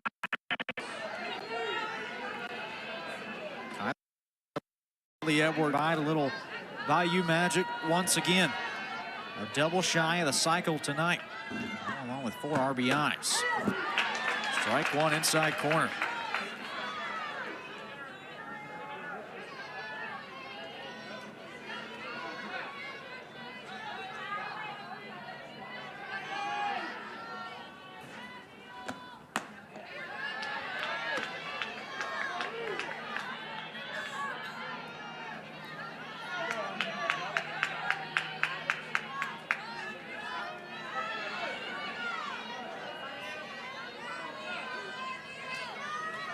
Lamb closing in on 50 pitches. Off the plate, ball 2.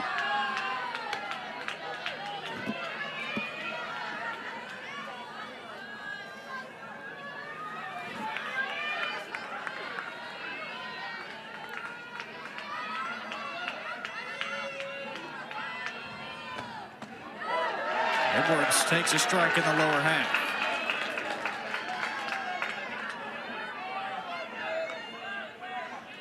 A 2-year player at Mississippi State, was all region a season ago.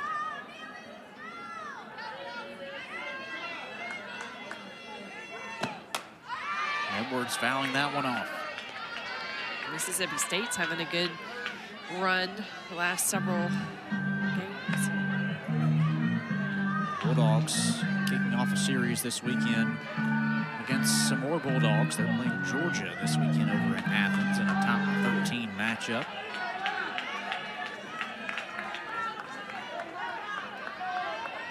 Lamb's 2-2, just off the plate.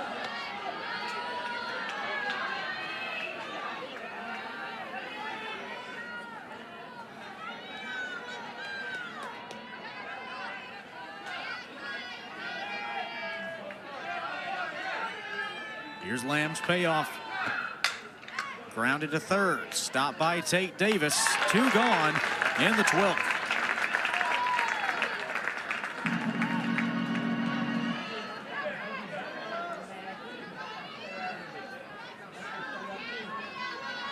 Neely Lamb has yet to allow a hit to LSU. And 10 batters faced.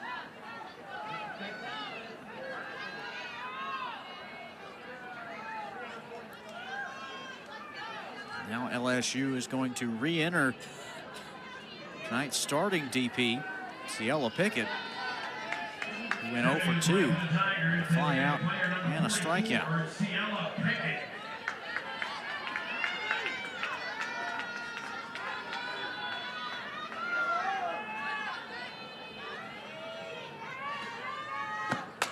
Two-out swing is foul.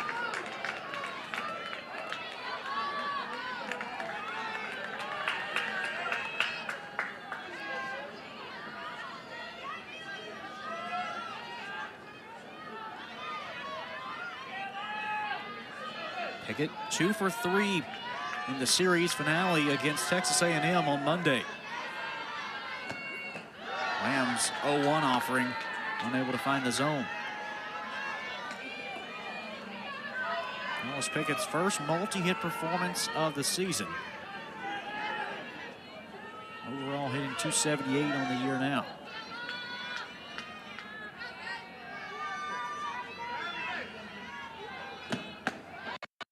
Low.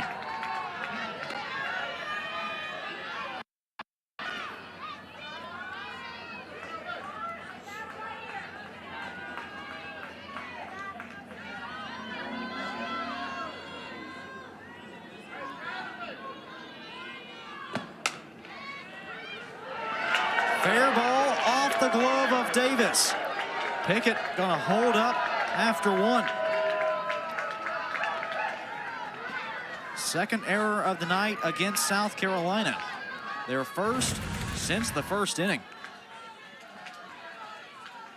See Pickett doing just enough. I think if Davis could replay that, she would keep her body behind it. Late in the game, inning 12, people are starting to get fatigued.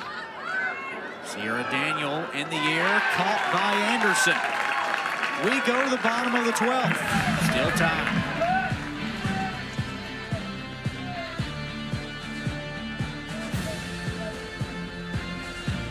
This game hitting the 4-hour mark as we begin this frame. Jade Heavner doing all she can to hold South Carolina scoreless. Install 6 scoreless innings of relief tonight. She approaches 100 pitches. She will face 3, 4, 5 in the order for the Gamecocks. 3 hitters that can all leave the park. Led off by Tori Inslee. First one up and in. Inslee 2 for 5 tonight. An RBI and a run scored. You know, for South Carolina, they have seen Heavner several times now through the lineup. We've talked about how many pitches that she's already thrown, so you would expect to see some adjustments from South Carolina hitters at this point.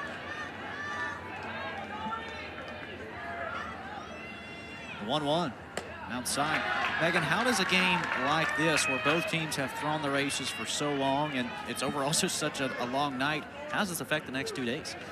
I mean, it shifts. It adjusts your strategy, who you're going to throw next.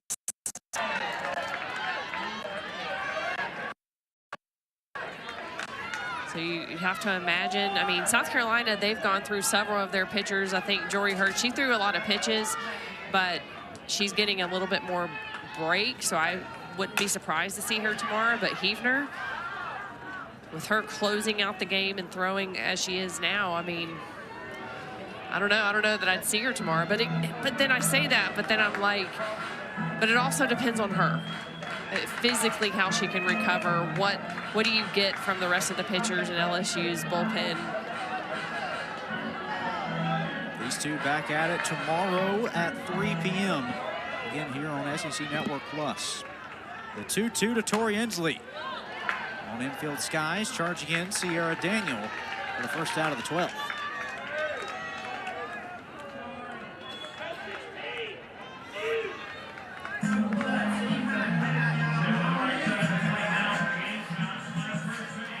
LSU head coach Beth Torina said coming into the weekend, you never know when Ariana Rohde's going to click. She hoped it wouldn't be this weekend against the Tigers. Rohde, one of the top home run threats in the country. You know, it's funny, Megan, you talk to different coaches throughout the season. A couple weeks ago was Mike White bringing Texas in here, and all of them say the same. When you ask opposing coaches about Ariana Rohde, they say, look, you just say the name Ariana Rohde, enough said, right? Yeah. You know what you know the presence that she brings and the track record she has. And she's been a tough out for South Carolina. She's not, her batting average doesn't look as maybe, what's the word, appealing as it was last year, but she's, you know, trying to figure out some mechanical issues. But what I've really liked, because I've had the opportunity to call their games from last weekend through this week, is that Rohde is still seeing the ball. I mean, she's still drawing the walk. She's still going deep in the count, and she's gotten some hits over the last couple games too. So she's not in a slump. Fouls that one off. Move the count 2-2.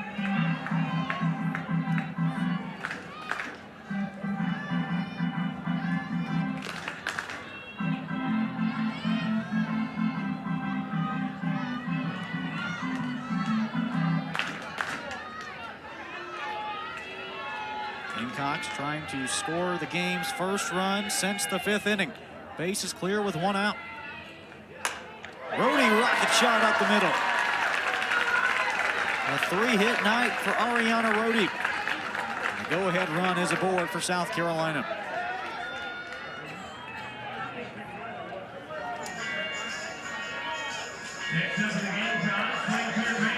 Sixth multi-hit game of the season for Rohde. She laced that one right back where it came from. In steps Tate Davis, 5-hole hitting third baseman. He connected on her 4th home run earlier tonight.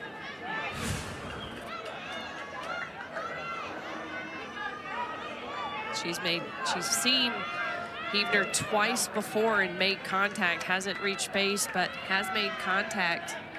Looking for an adjustment from Tate Davis. Strike 2 now from Heavner. Yeah, first time facing the LSU lefty. Reach on a fielder's choice ground out, and then later in the night flew out to center. The 0-2. Chopped off the plate, foul.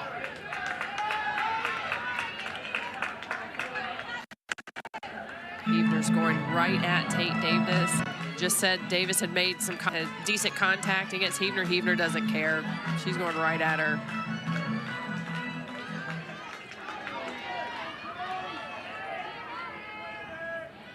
One on and one gone. That pitch gets away from Bazaran.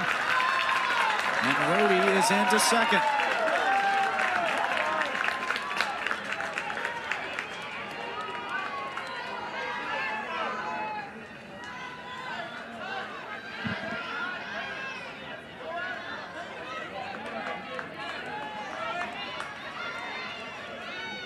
Davis has driven in 26 this year. Skies that one. Deep center field. Stepping up Lassiter to haul it in.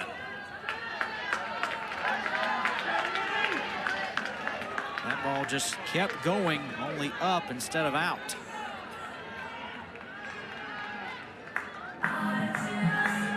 Rhodey in scoring position now for Lexi Winters. The Gamecock catcher who is 1 for 5 tonight. That one hit off of Jaden Heavner back in the 5th. That brought in a run for South Carolina. And that brings out LSU head coach Beth Torina to talk about things with Heavner, maybe having flashbacks to that 5th inning swing. Possibly. Maybe just, Heavner's thrown a couple balls here and there that have been a little bit more wild than what we've seen from her. So might be trying to just give her a second, regroup. Sensing a little bit of South Carolina momentum, trying to break that up. Gamecock faithful still out here in this late evening affair. Bottom of the 12th. Neither team has scored since Winters got that swing off in the 5th. Rally caps out for all ages. If I had a cap, I'd put it on to go sports ball. Game-winning run at second for the Gamecocks. 2-out hitter is Lexi Winters. Line drive up the middle. Rhodey waved around. She's gonna score, and South Carolina wins the marathon in 12. What a way. Everyone's like, finally, someone did it. But talk about Rhodey starting the momentum for South Carolina. You have to give credit to LSU and Heavner. They did a fantastic job. This was just a battle of the wills. Lexi Winters, the hometown hero tonight for South Carolina.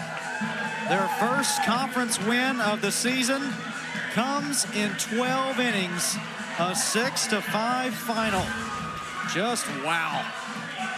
And the best part, partner, we're just getting started. Game 1 of this series ends in South Carolina's 3rd walk-off of the year. And these two foes will be back at it tomorrow at 3 p.m. For Megan Bunning, I'm Kate Crenshaw saying so long. As always, remember to smile, and we'll see you tomorrow back here in Columbia.